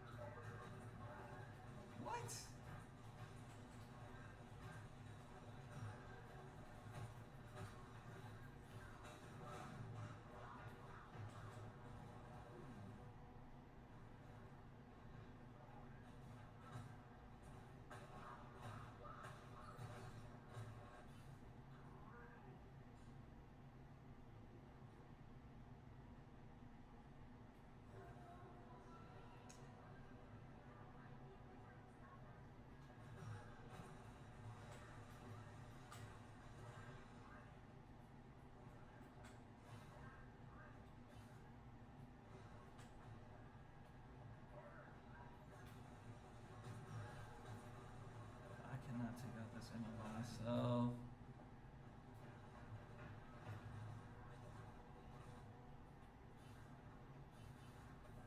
it's fun.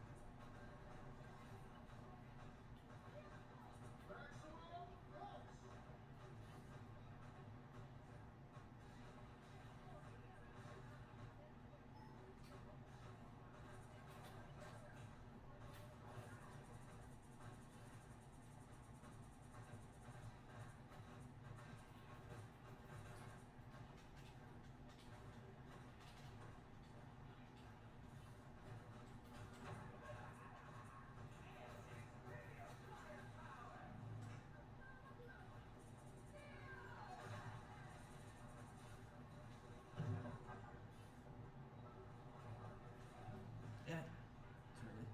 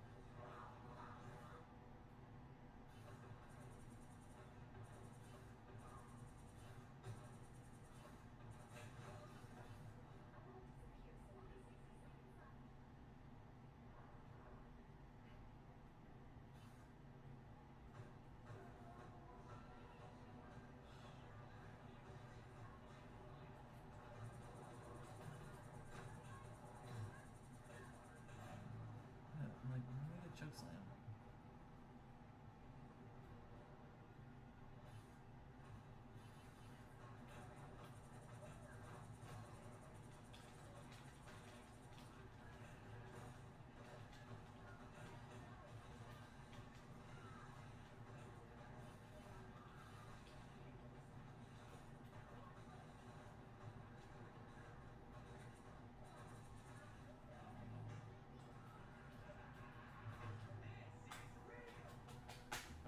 Ooh. Man, they're locking it in.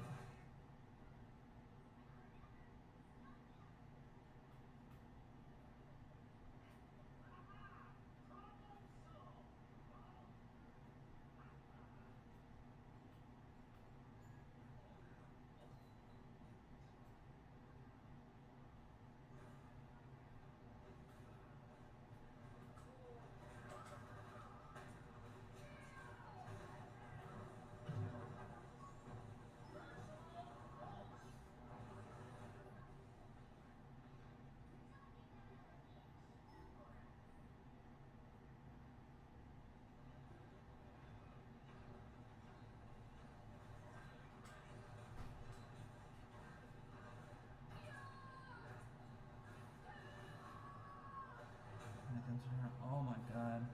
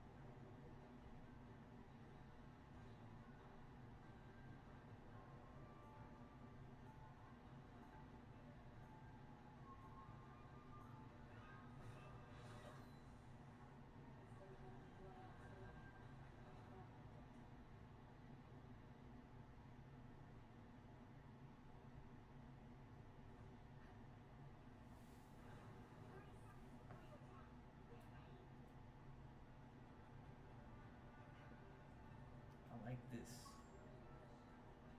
Not like.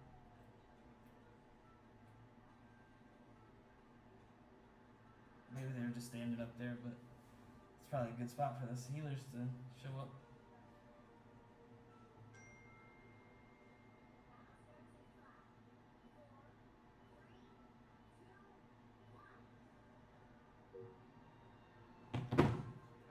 What?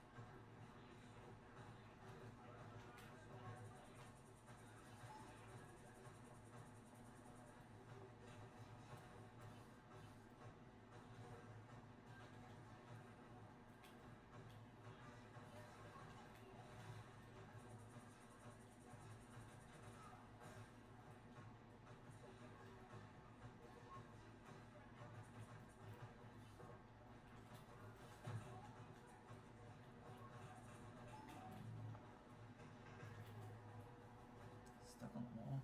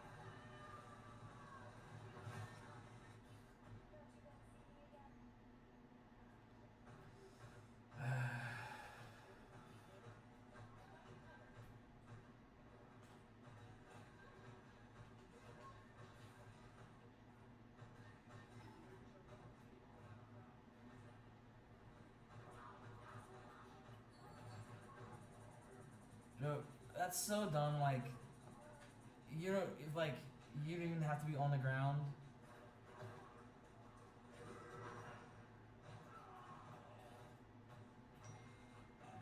Fuck me, man. Frying my shit.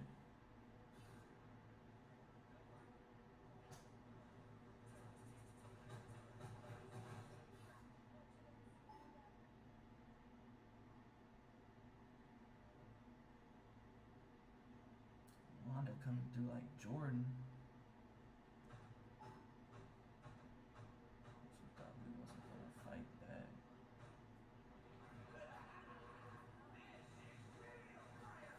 Leave me alone, bruh. Leave me alone, bruh.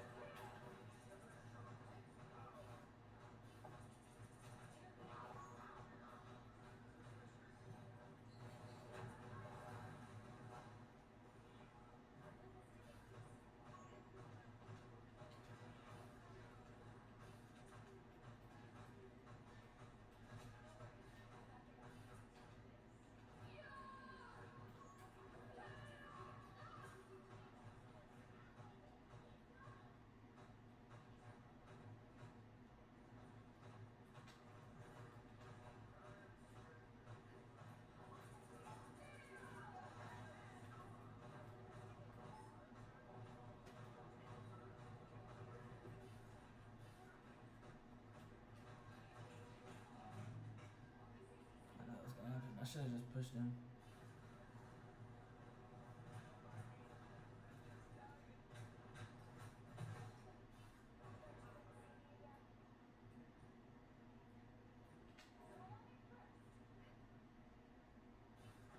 It's gonna be a fight now.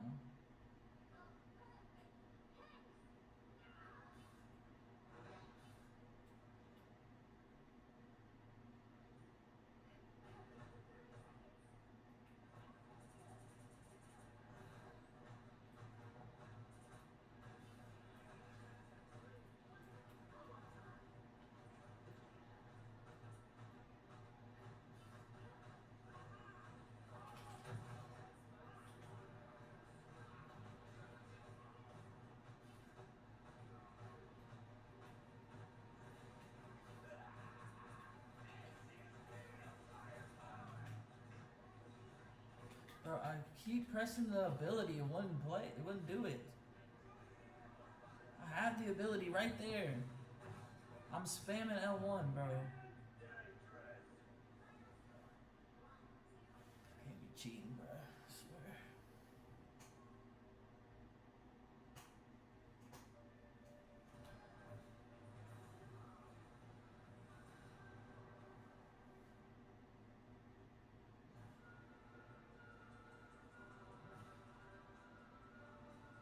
Lucky number. That's kind of cool.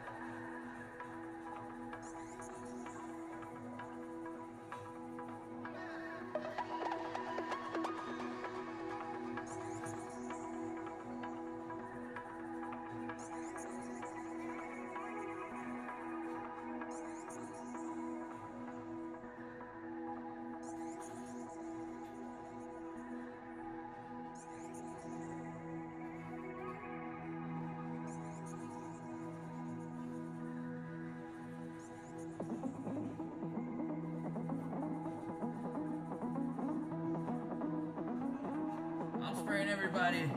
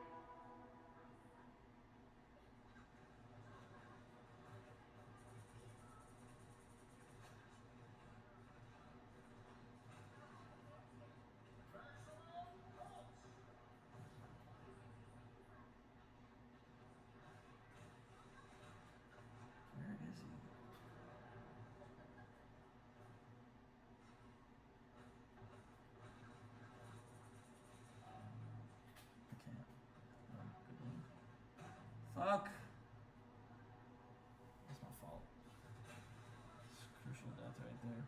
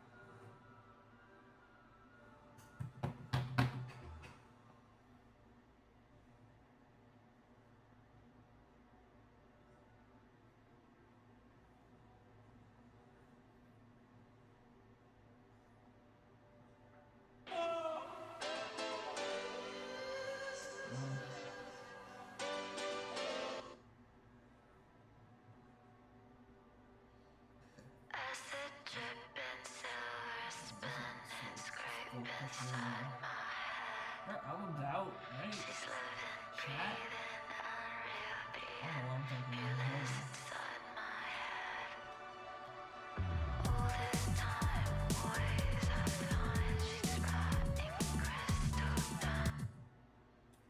check out this video. It's my girl Yule.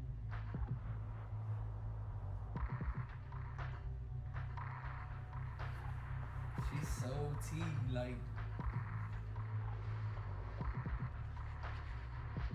she a little spooky, but she's still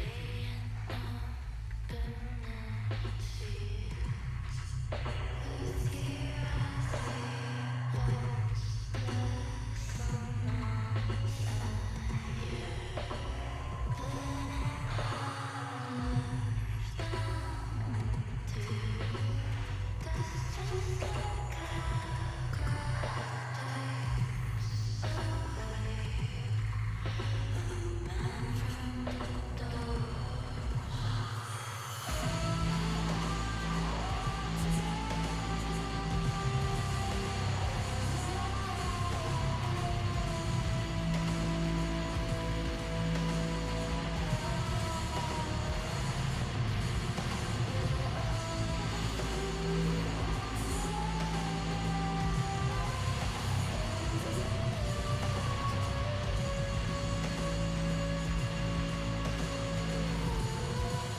I have not seen this video. This is wild, but she is live producing like.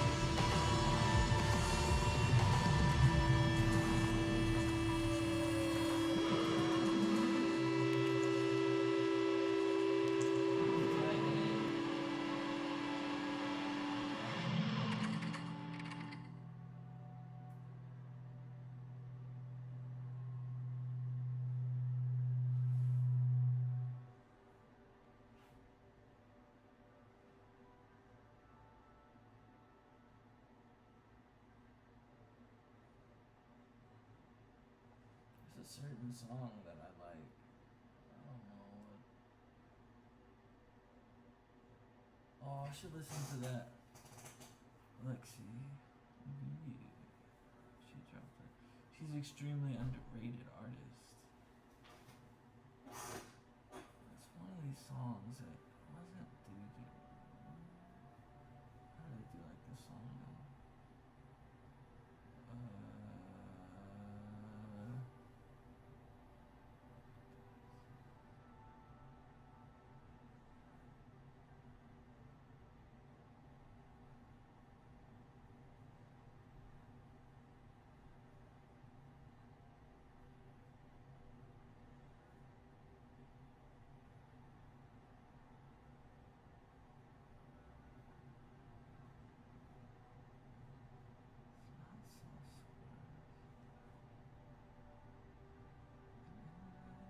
I weeped that song.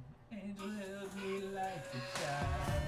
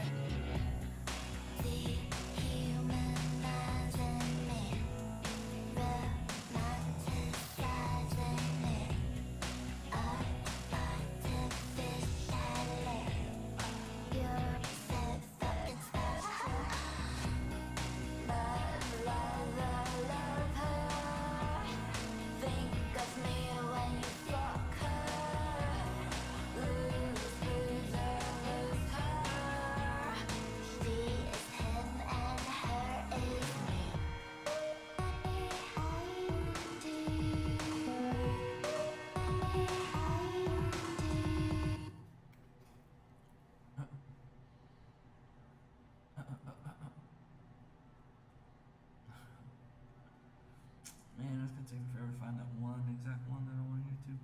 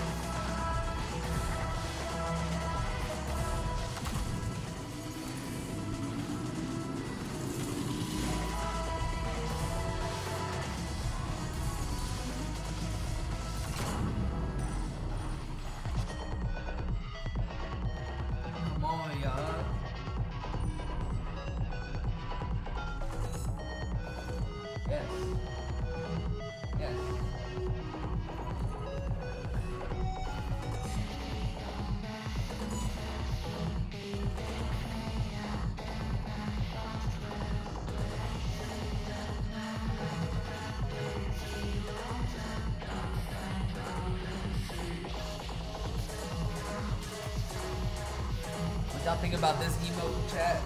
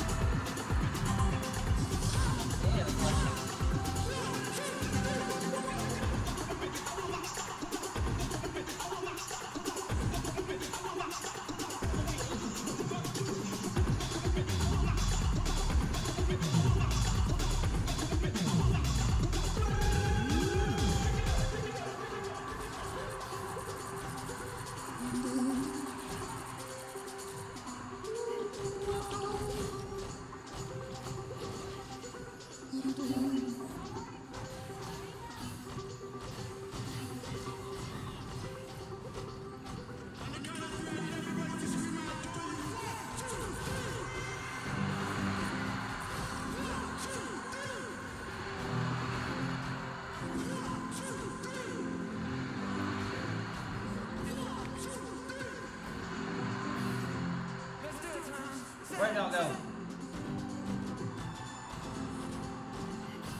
That is Jimmy.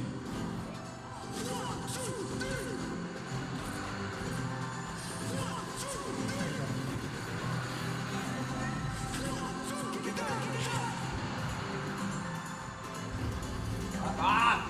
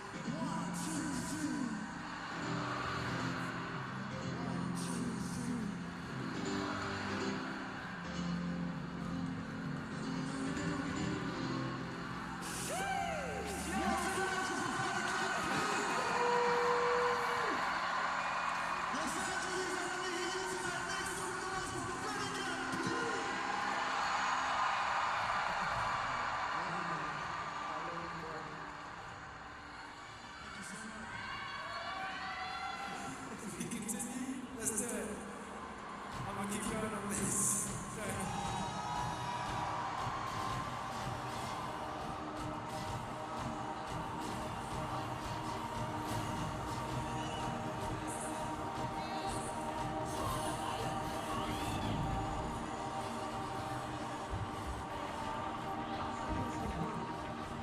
Hey, wait.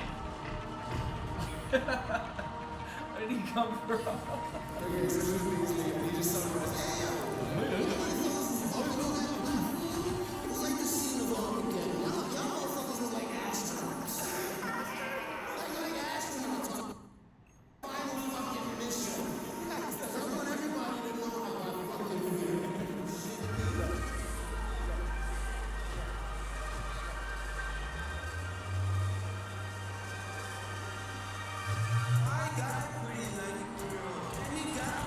No way, bruh.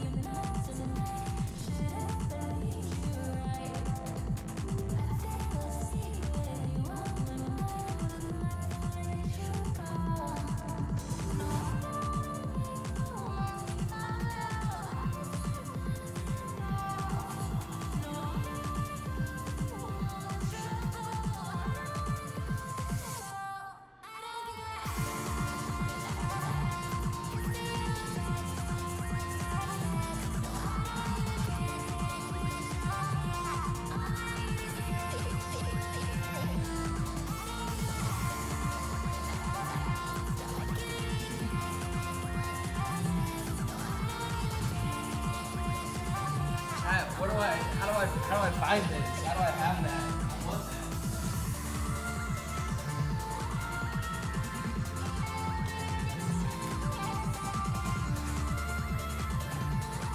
This is a dinner of champions. I got chickpeas and juice.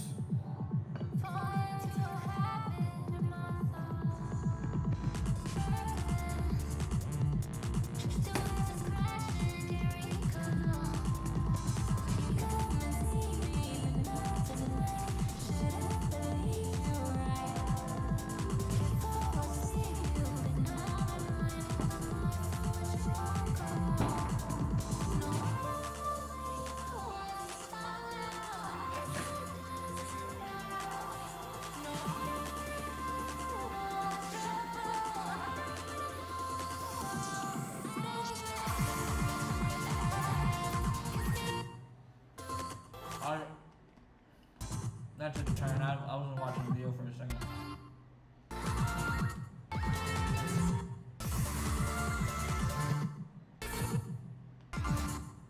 Bangs the pizza guy.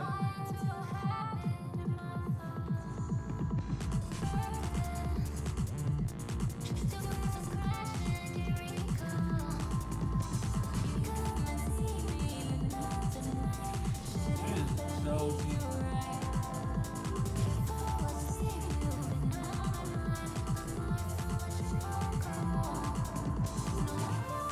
Sipping on that post.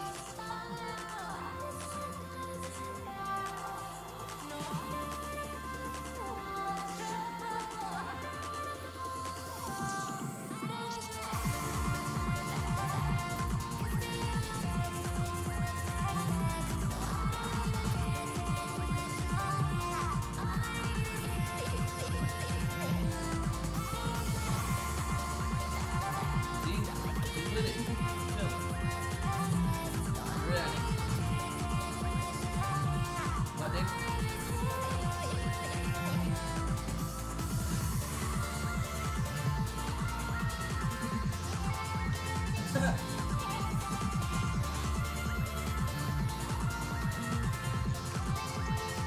Yeah, that one goes.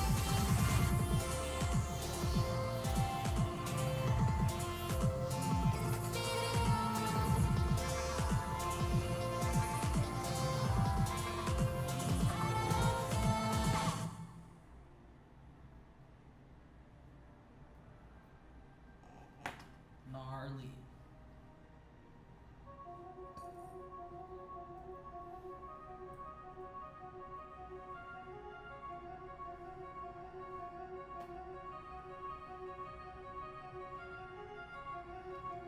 I don't know the shorty that sings this song, but she collabed with Tizo, and I love this fucking song.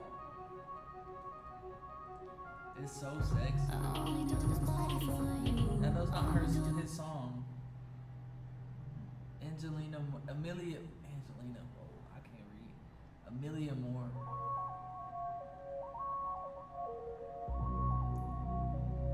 And she can sing. And that other white girl, she can sing too.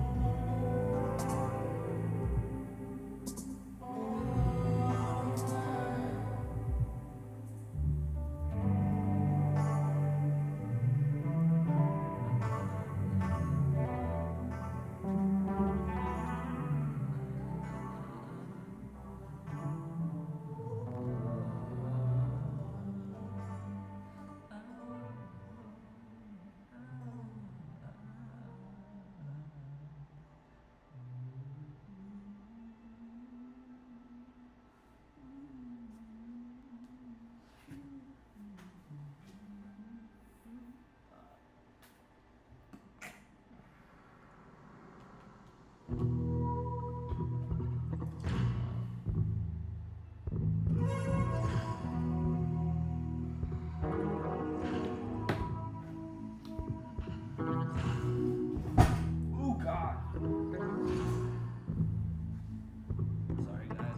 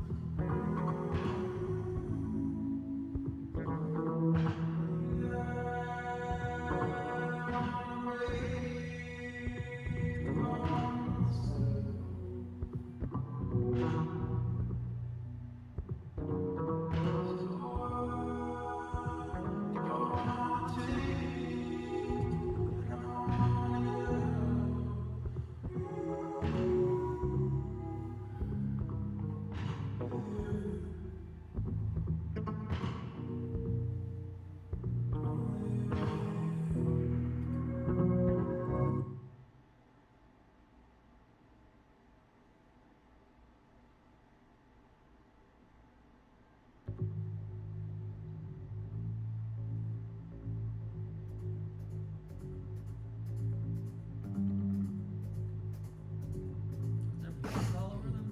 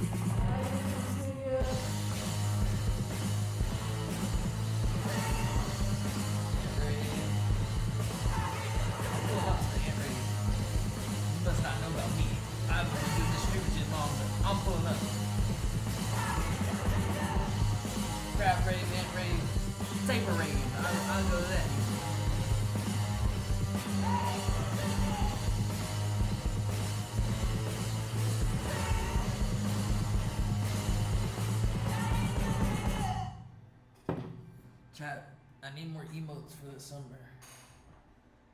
You think I could get one out of this video? Go emote.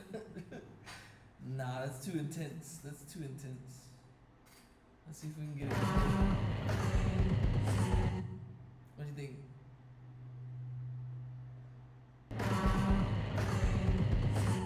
I think, it's alright.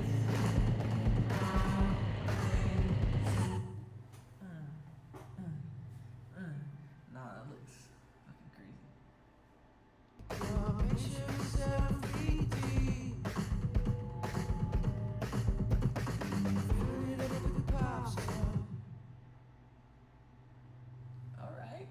Alright, James. Alright.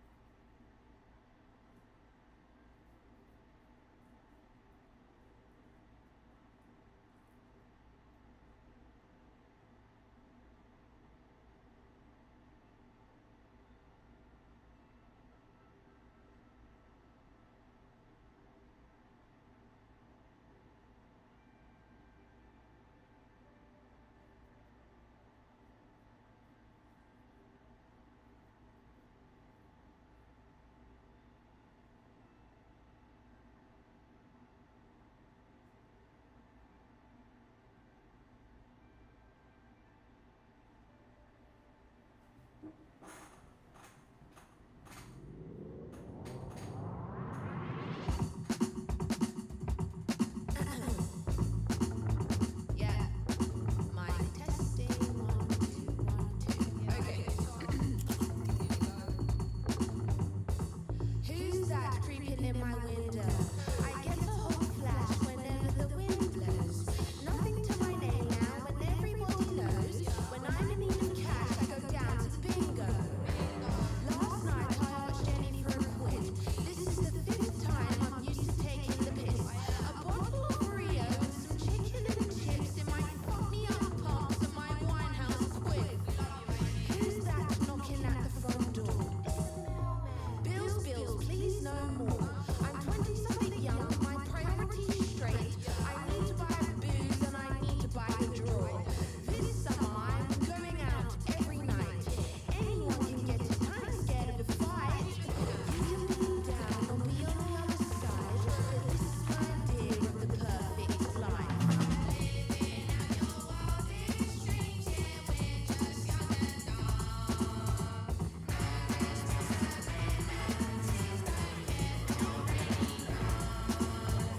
Who's that over there giving it the big?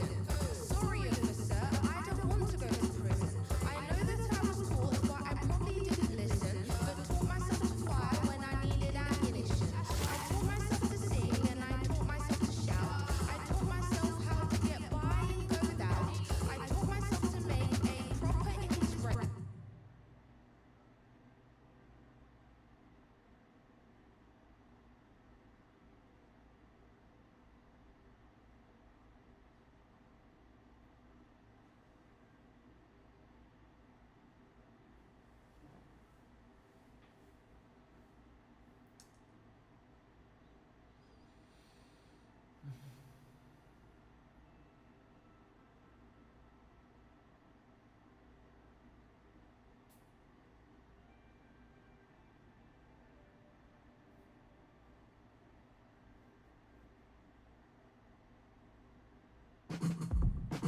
It's not that I like it, baby. It's just that. Chat, I wanna rock that. I wanna do the blonde thing. The blonde fade. A little too much.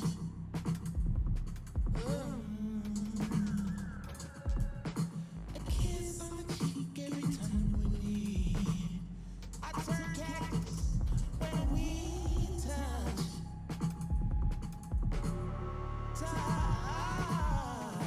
No matter what they say in the streets, no matter what sheets, got the bags all my knees.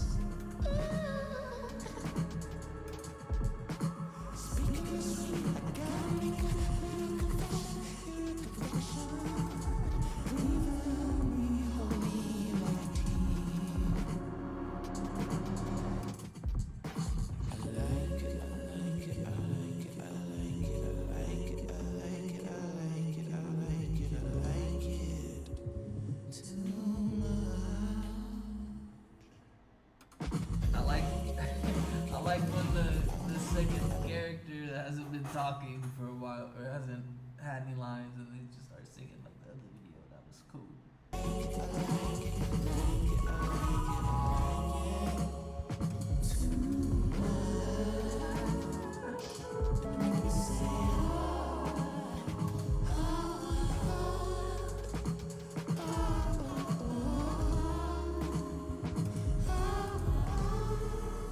That's Haley Williams.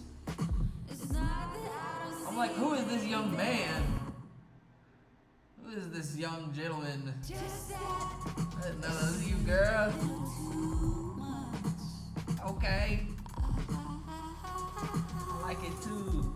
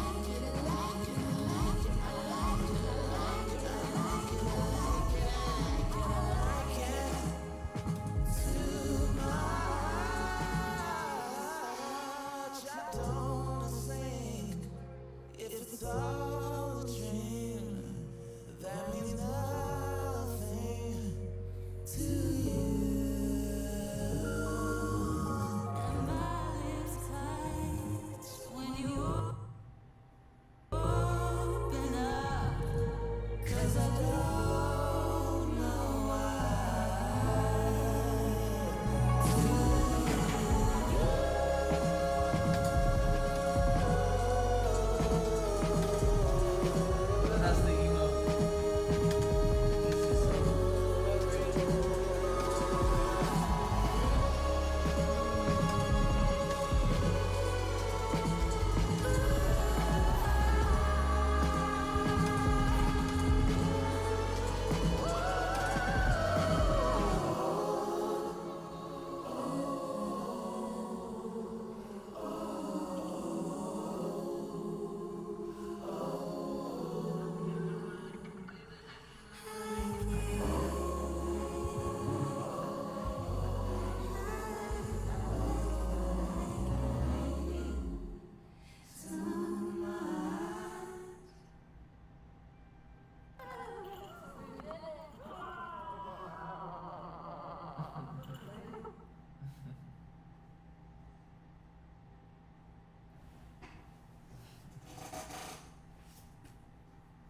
We love that.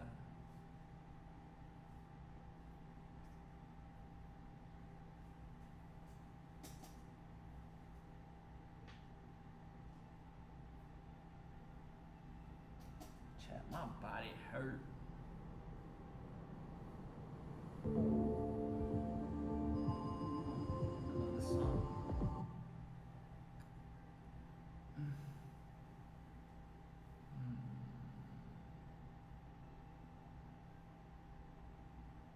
Anybody out there listening to Allison Goldfrapp?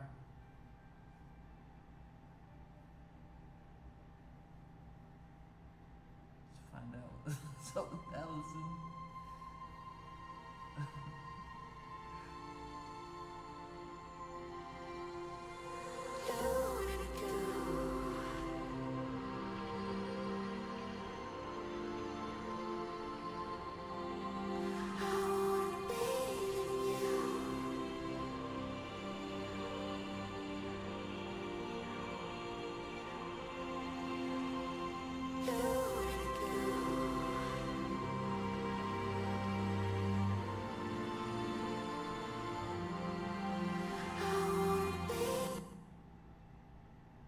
Sorry, Ellie.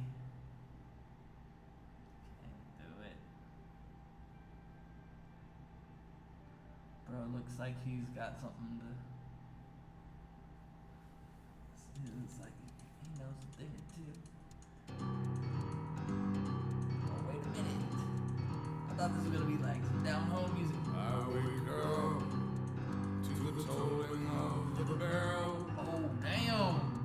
and I feel the water swirl. Yes. Been coming up slowly, rising hard to believe that it's rising. I lost the forest Squid in the water. Yeah. Some of us who can float, some of us are king.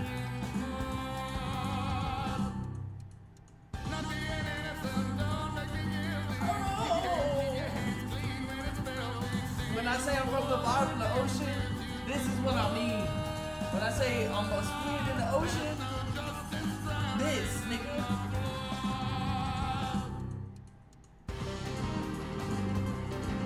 Oh no!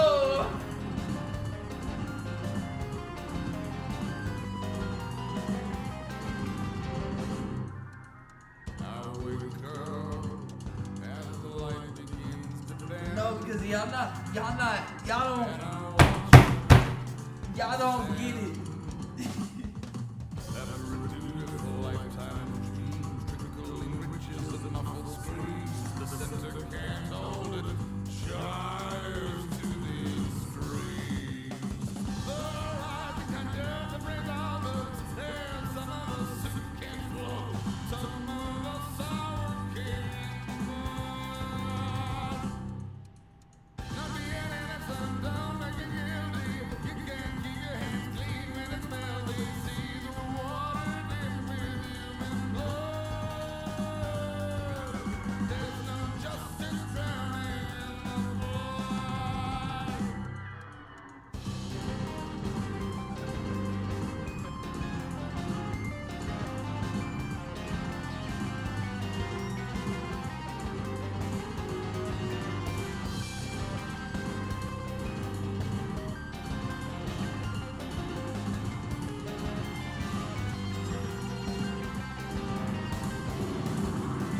Like, I hope this guy doesn't die. He's just chilling here in the water.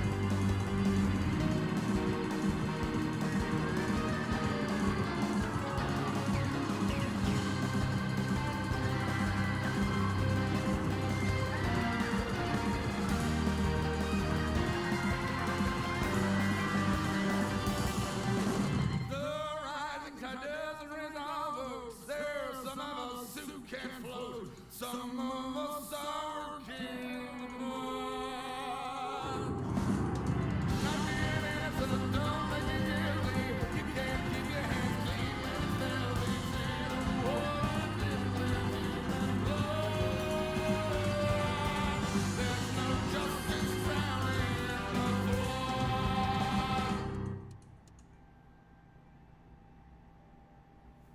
Damn. I told y'all, bruh man was like that. Bruh man's like that. Hold on. Underwater gang. Underwater acting trainer. Julio, call me, man.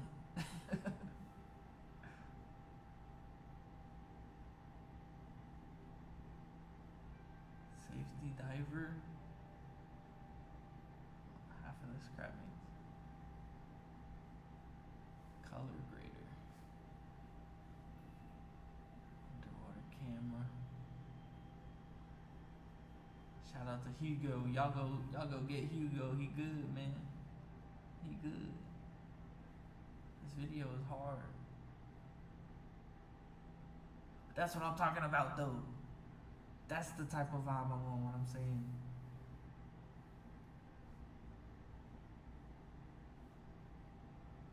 Niggas like that.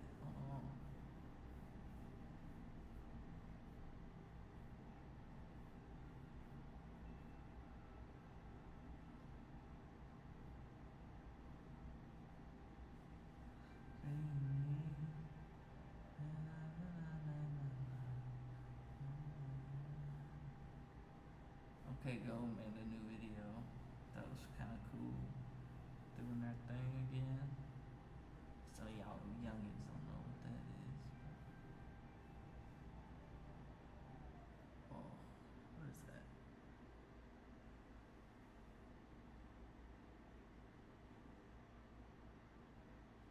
Steam powered giraffe. I think I remember that.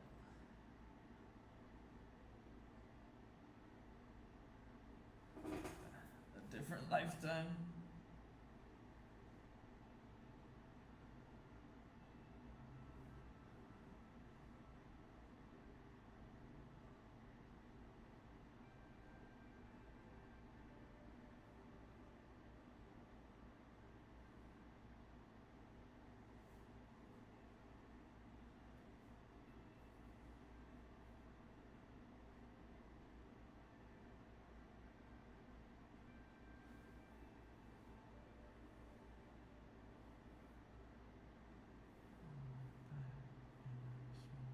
Who wants some? Let me know. Bad actually. That song is my shit.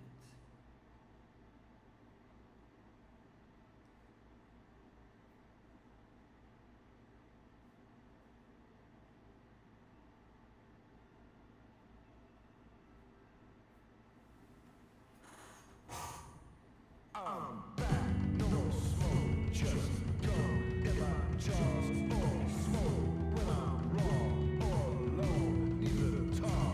I'm back, gather cold, red rap on my sides. Keep afloat, shot rock when the shoreline falls. I'm back, no more home, ain't it fun? I'll roll to the end, little Have a heavy fish song. swim my eyes when they close. That's like that. I love it. Bows, pay bills, no one claps, no laughs. Charles Soul, silver packs on the floor as I pack, and shoot up all your time.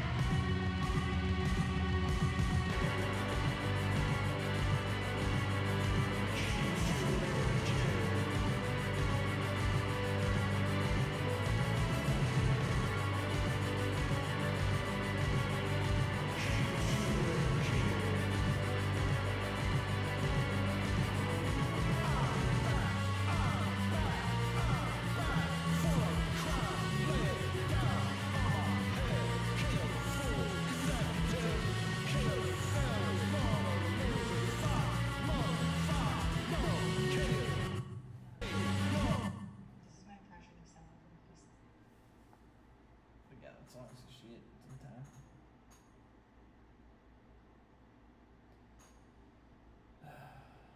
Chat, I think I'm gonna end it there.